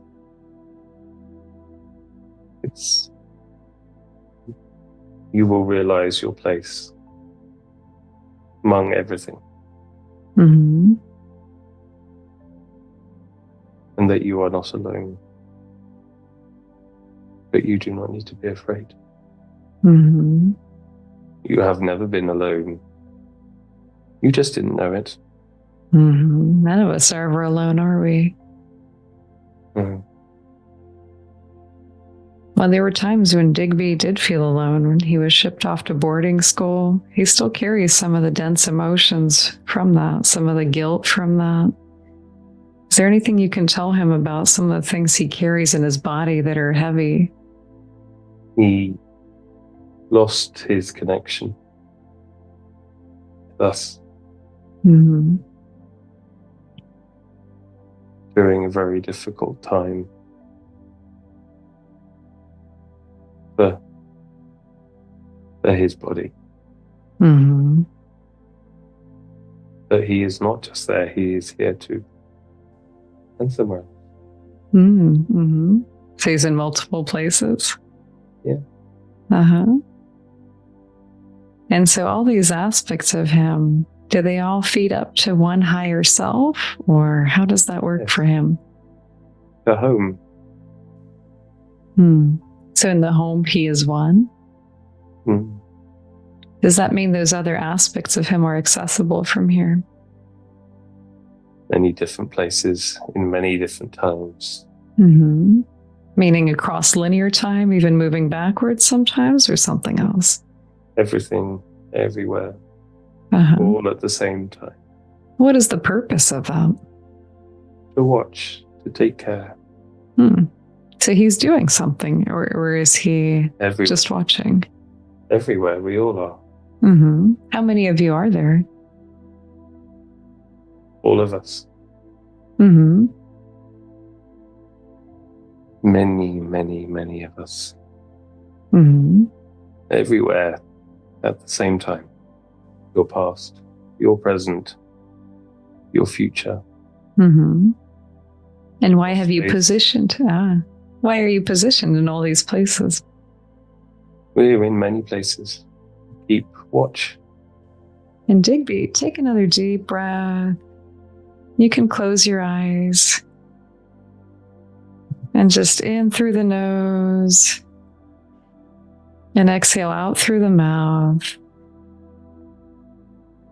And just see if you can go right back to that place and let your body become very relaxed. You're completely safe. Another deep, deep breath in through the nose and exhale through the mouth. What's coming through for you? Go right back where you were. I'm in a room. Mm-hmm. Tell me about it. It's light. Mm-hmm. It's like a control room. Mm-hmm. Different from the cave? No, it's the same room. I just know what the room is now. It's it's the reason why I can't see everything is because I'm trying to put a 3D representation of something that isn't three-dimensional. Mm-hmm. What else do you become aware of? Continue. Just everything is connected. Everything, everyone.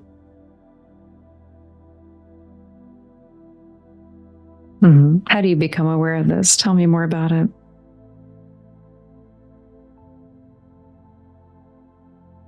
Become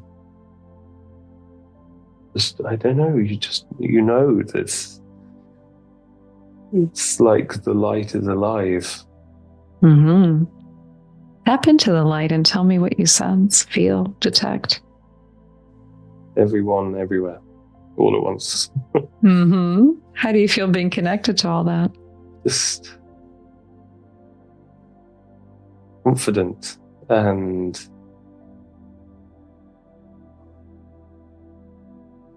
it feels like walking through energy. Tell me more. Like little tiny pins and needles. All over? Or? Everywhere. And tips of my fingers.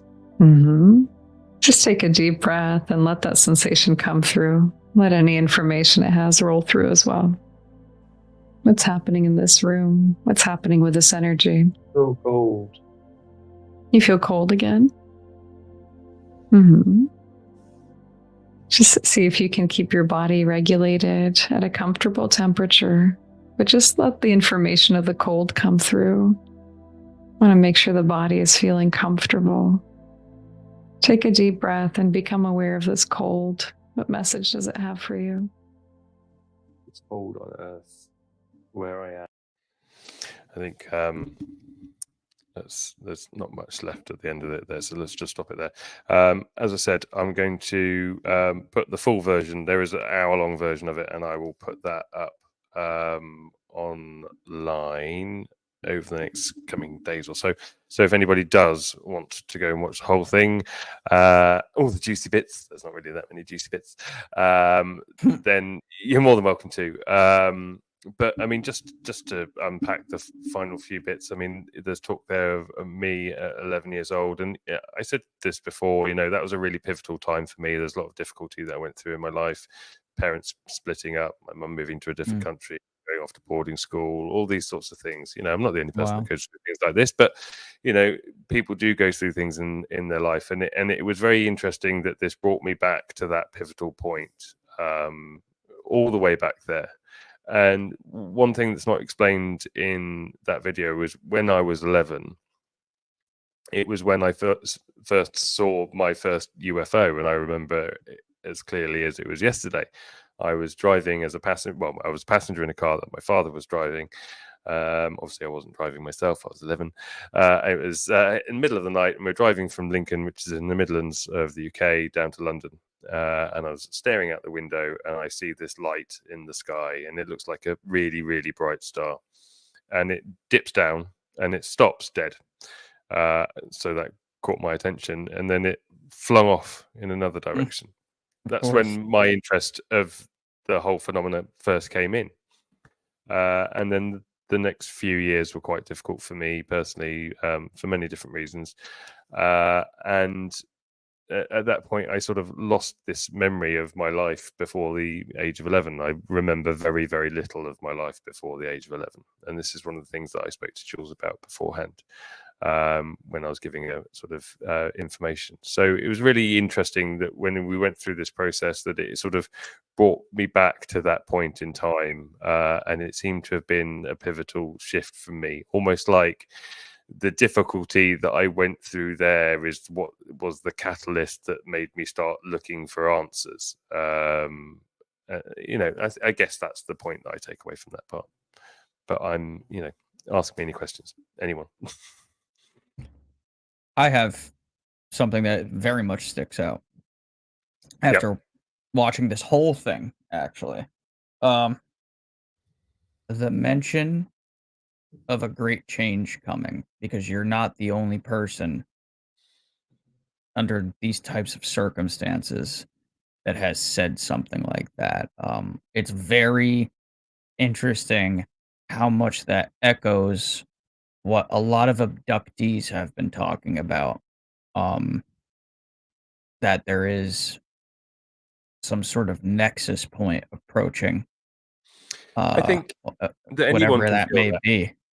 I think, you don't need to be in touch with, this side of yourself to be able to feel that. I think generally there is an air around the earth at the moment that we are on a path of change. Whether that's going to be a change for good or a change for bad, I think is yet to be decided. There's so many different factors at play at the moment. It's almost like the news that comes out every day is almost an assault on our senses, and we can't seem to take it all in because there's too much. Do you want to focus on Russia and Ukraine? Do you want to focus on Israel and what's going on over there? Do you want to focus on ufology? Do you want to focus on the World Economic Forum or NATO, or all these conspiracies of global elites and what's happening to the evil side of what the Clintons may have been up to, or anything like that? There's a lot. There's a lot. Kings Island. I mean, Jesus Christ, It's how all much over the place. more can we take?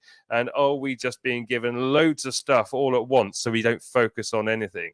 Because let's face it, if there wasn't any other news out there at the moment, we would damn all be focusing on Epstein's Island and making sure that every single one of the people who went there were prosecuted for what they'd done. But we don't, because we forget 5 minutes later because there's something else going on over here.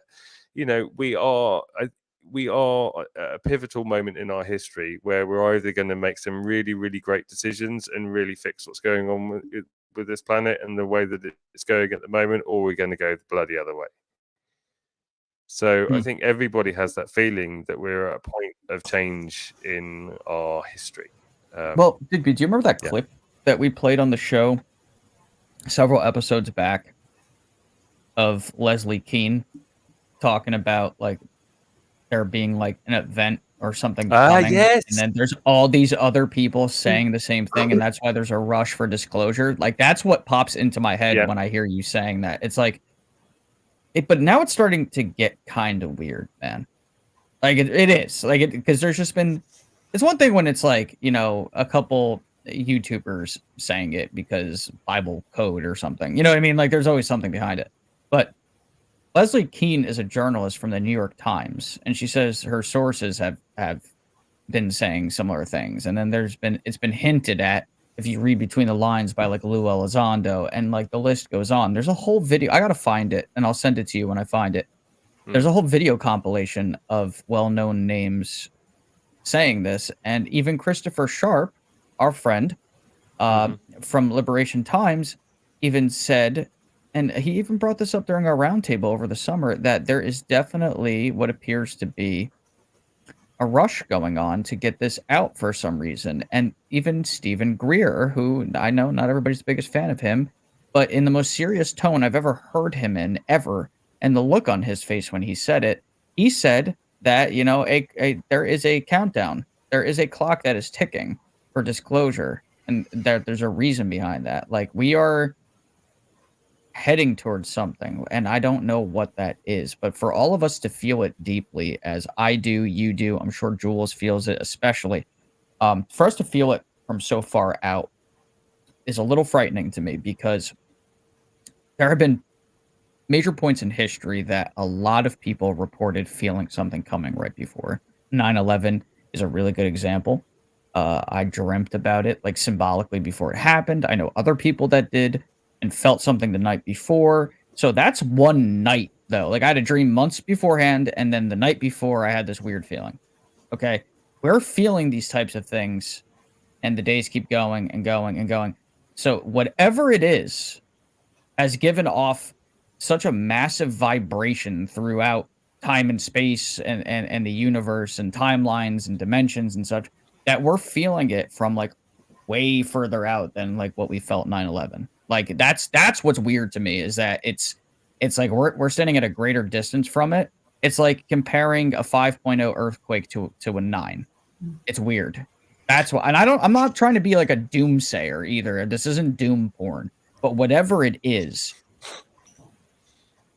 gonna have if this is true, just based on all of those characteristics, whatever this may be, would appear based on the information that I have at my disposal, like everybody else, it will have a massive impact in God knows what areas of our life, social, economic, whatever it may be. Maybe it is disclosure. Maybe that's just what it is, right? Like maybe just like the official stereotypical, governmental announcement or like a council of countries. Well, that in comes together itself is and going to decides have a tell us. profound effect on the Earth and mankind. Giant. That's the biggest. So that's why, maybe that's just what it is. But I don't know. There's other things going on here, though. I want to add this, if you don't mind. I feel like with a lot of this, and I'm coming, obviously I'm in a totally different kind of field. My focus is on something different, but there's obvious parallels, right? A lot of people in session, and I'm in a lot of forums and groups and professional groups and whatever. I go to a lot of conferences and events, and I keep training in these modalities. But even when I was at Brian Weiss's retreat, he said over his 45-year career in regressive work, he would have people project into the future. We did it at our event, and people would raise their hands and say what they saw. We're all seeing timelines.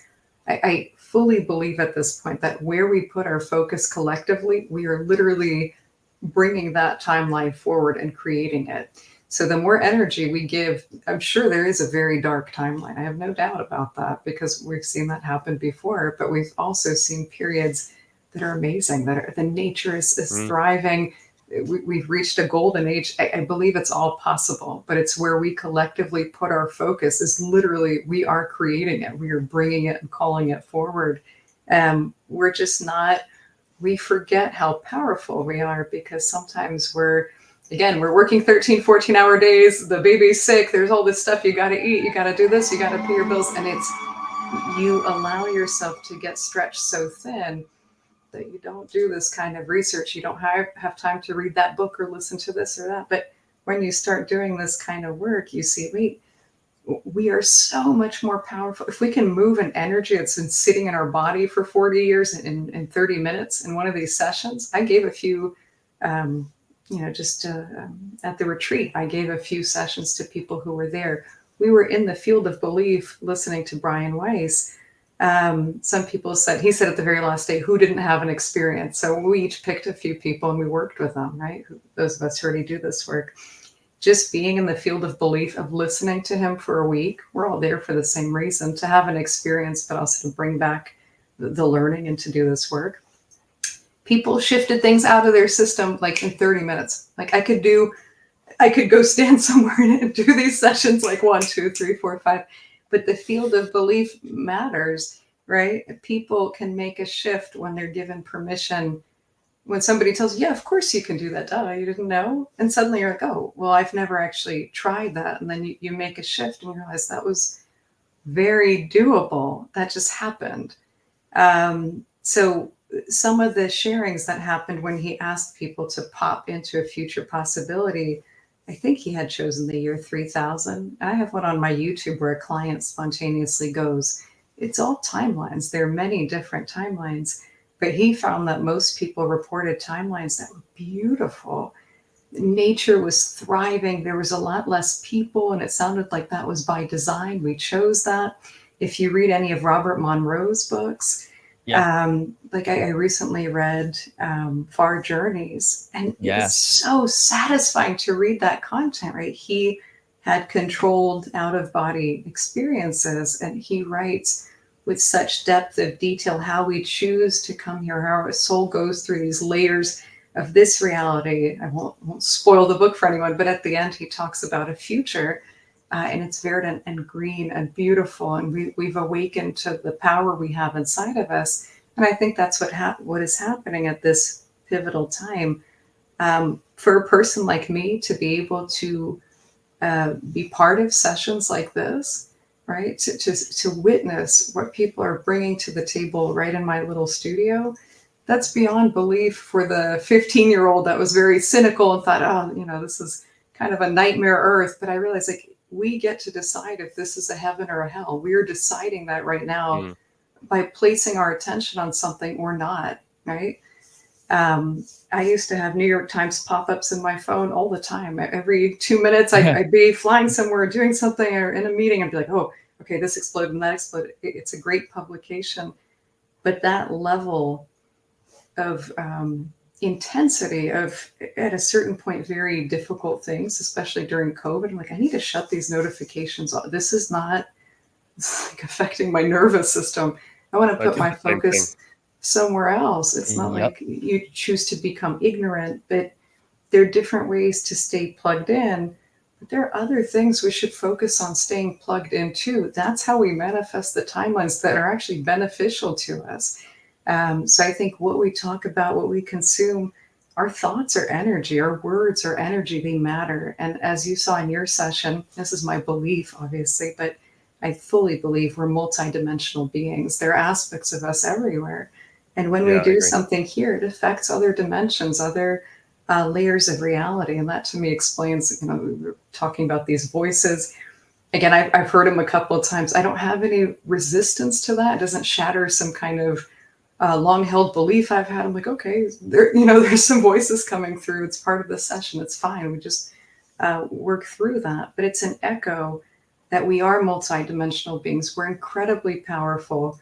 I think the greatest thing, again, my slice of reality, it's my lens, but the greatest thing you can do for yourself and anyone around you is to heal yourself, is to forgive yourself. It's to realize that these horrible things that you've judged yourself for, they were experiences on your life journey. Sometimes when people pop back to a soul planning session, they remember being in the womb and making, like we'll call them, contracts with other souls that they were going to cross paths with.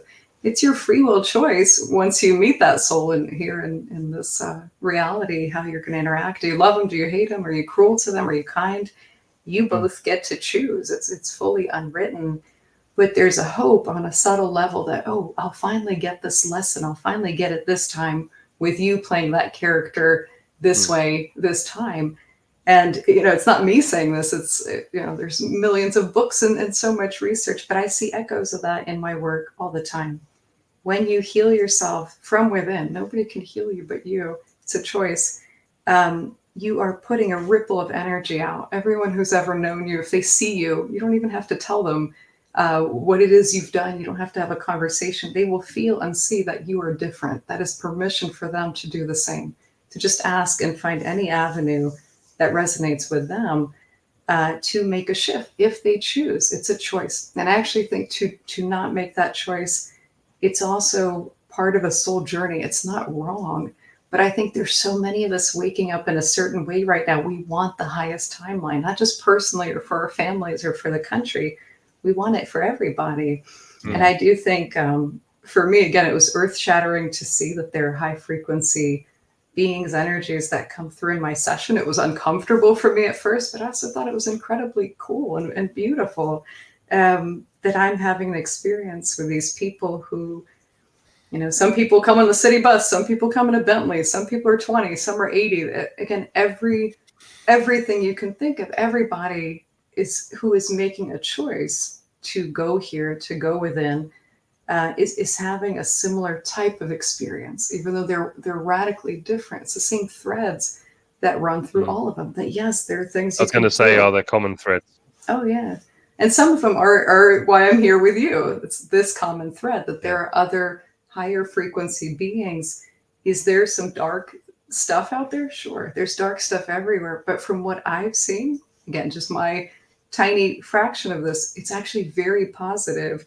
It's very helpful, and it's like rooting for us to finally wake up and see that we are creating our realities. We have so much more power than we realize, and it's time to step into that power and do something really positive with it. So that's, what you said in your session was an echo to that, and it really resonated with me. Yeah, very well said. Incredibly well said. We're reaching the 2-hour mark.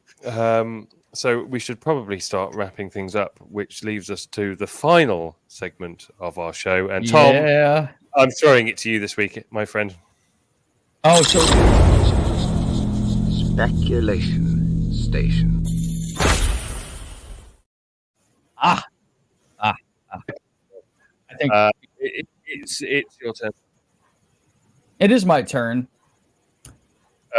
So I get to make the rules. Technically. Okay. Okay, so Jules, here, speculation station is the end of our show where we leave everybody with a question based on anything we want for them to ponder over for the coming week. And we throw it around each week and surprise each other as who's going to do it and make people think on the spot. Sometimes we give it to our guest. And this week I'm throwing it, no, he's on that side, throwing it over to Tom. So Tom, give everybody your speculation for the week. Okay, so in the great spirit of doing things on the spot on our show, all three of us are going to come up with one. Oh, okay. Oh, that's not fair because I threw it to you and now you're throwing it back. Totally it's not a game fair. of baseball. No, I still have to come up with one. I still have to. Well, okay, fine. Very Jules much is going last because then she has time to think on her feet. I think that's fair. So you're going first. She'll get the most time. She'll get the most time. All right, so I want people to think about, keeping in the spirit of everything that's been discussed here.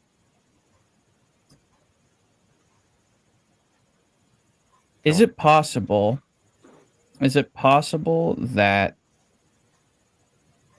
when we die, that we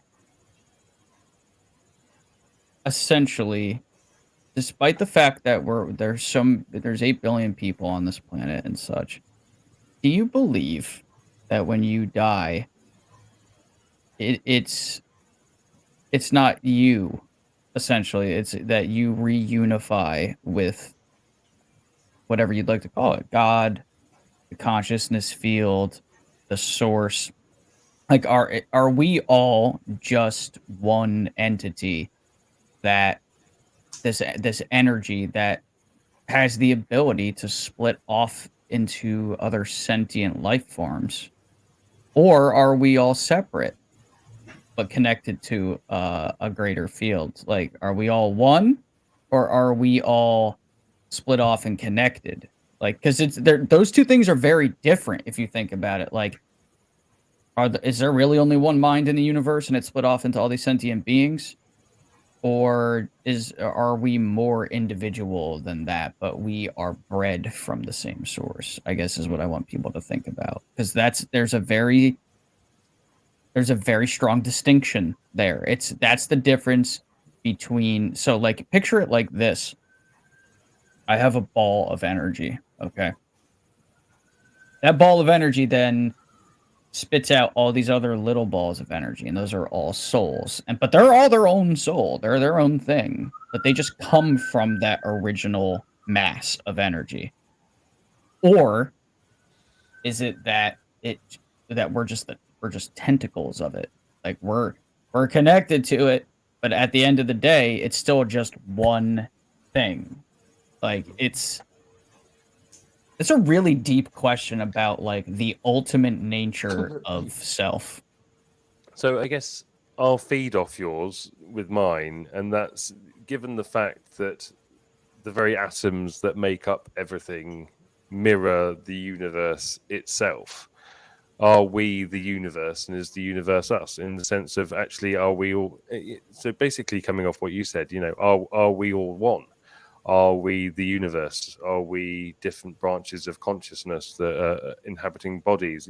What makes the difference? What's the difference on the molecular level between what's going on the inside of our bodies to what's going on in the solar system, for instance? Right. Is the solar system like, is our entire universe like a particle in an atom in somebody else? Well, it's like the end of Men in Black. Exactly. The macro and the micro. Yeah, we end up when we're a marble on a playing field of an alien universe. We're a raindrop on someone's leaf. Exactly, but you wouldn't know, would you? It's pretty wild to think about. Because think about the superstructures in the universe, man. There are things that are so giant that the only way that we have even begun to measure them is because of technology like telescopes and such, like superclusters, as they're called in the universe. A supercluster is hundreds of thousands of light years across. Like, that's absurd. Well, look at the connections of neurons in the brain and have that as an image with the neurons lit up, and then look at that. You've seen that picture in the universe. But then take that the other way, and then look at the structure of our brain and compare that to the inside of the shell of a walnut.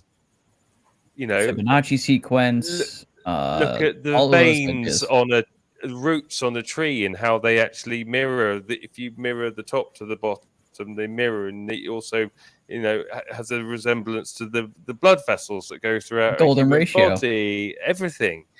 It's all very, so there is similar. There is pattern to everything on our planet as there is to the universe, and if that's the case, then that must be the same case on other planets. It must. You would must think be the same mirror in different ways. Like similar things that arise everywhere in the universe. There is a pattern there, so it's not random. If there's a pattern, if there's mirrors and there's patterns to everything, then it can't be random. That's mine. I like this here. My buddy Parsi from Twitter, who I speak to here and there, who has had some really interesting experiences and has really cool UFO evidence that I've seen, says when I did my meditation and asked my higher self about the universe, was told the universe you seek outwards is in fact the universe within. I like that a lot. Really like that, because I've always been fascinated with the idea of inner space. It's like we're always looking outward into the universe, and of course we should. It's fascinating.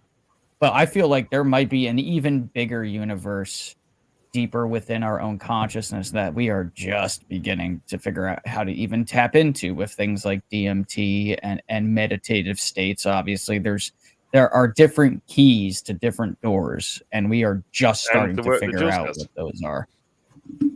Indeed. Absolutely. Like literally that. It's all connected. Well, I do have one, and it's sort of connected. I'm probably playing this wrong, but to my own agenda, I guess. But as you ponder your responses or what you'd like them to be to those two questions, I think see if you can get yourself in just a good feeling or neutral place, right? Not a heavy place, just a place of curiosity. But again, on that spectrum of love to fear, it should just be like very neutral. It just should just feel good. Maybe when you wake up in the morning or something good is happening, and just see as you tap into those answers, let's say it's an answer that's very satisfying to you, that just resonates with your inner being.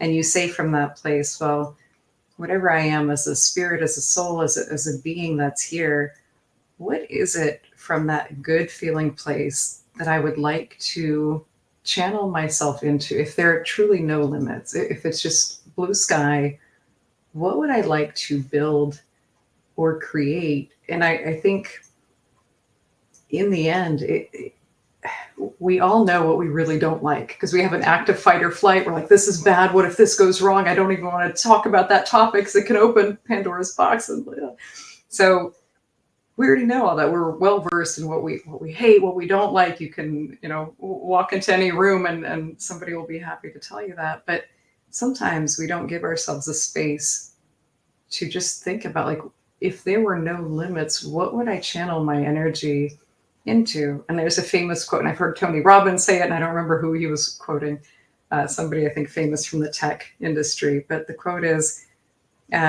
we grossly overestimate what we can do in a really short period of time, and super underestimate what we can do in a decade or a longer period of time. But the shift happens inside of you first, and suddenly you realize, wait a minute, now that shift has happened, I'm moving in a new direction. We do change over time, but it's a choice. It's a shift. There's tipping, kind of pivotal tipping points, and we choose them. What would you like to create? What does the energy of it feel like? Is it creating content? Is it building something? What is the energy of that thing? And what do you feel like when you're thinking about that, when you're dreaming about it? So instead of ruminating at night tonight when you go to sleep about that thing that happened that you just can't get over, what is that thing you would like to do? What does it feel like? Even if you don't know how you're going to do it or how you'll get there, But that is kind of what we're talking about here with timelines. My friend Tala in Chiapas, who's a very powerful healer, says this to me a lot. She says, what you seeks you, right? It's bi-directional. So the timeline, your optimal soul-aligned path, that best timeline for you is probably on the best timeline for all of us. So when you hook into it, you're literally bringing it to you.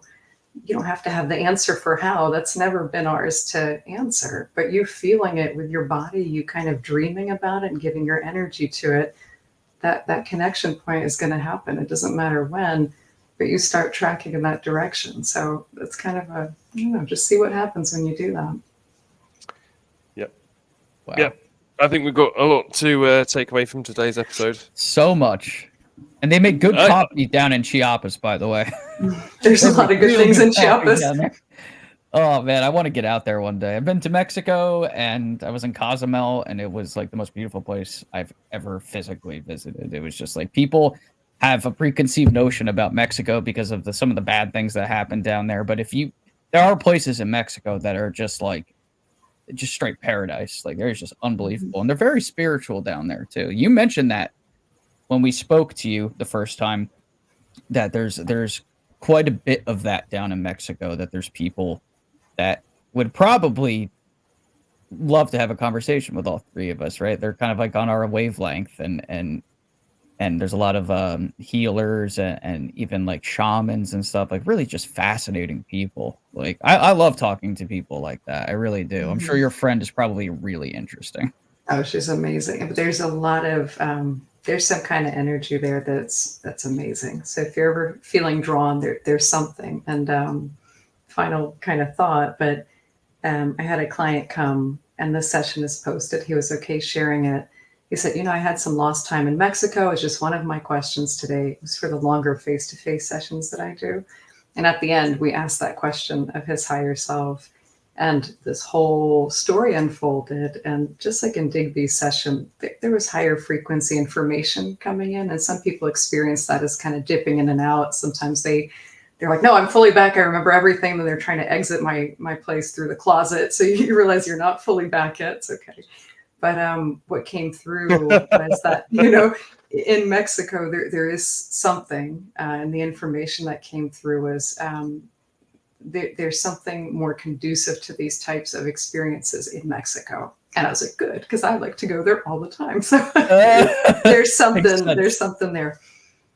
I love that. I feel so much more positive after speaking to you today, by the way. Cool. You as a person, you have a very, very warm energy about you that I think rubs off. Thank you. It wasn't always this way. And it's by doing this kind of journey and finally realizing, oh my gosh, I've been creating my hell this whole time. And then suddenly it became a heaven. I wake up every morning and I feel completely different than I did maybe 20 years ago. It's a radical shift. And that people who know me know that I've gone through that shift. And I'm really glad you feel it, because I feel it too. I feel different. And that means we can all be different if we want to. I'm going to do a session with you one of these days. Because I feel like it would not only be interesting and really fulfilling for me, but I'm sure on your end, hearing some of these really powerful messages come through, I feel that it will probably be just as interesting on your end. I really do. There's a lot going on in here. Trust me.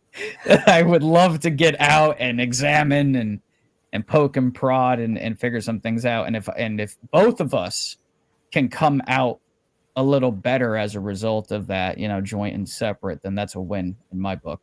That's all. Yeah, it's always bi-directional. It's always bi-directional. There's always some thread of connection to the person. Sometimes there's, thank you.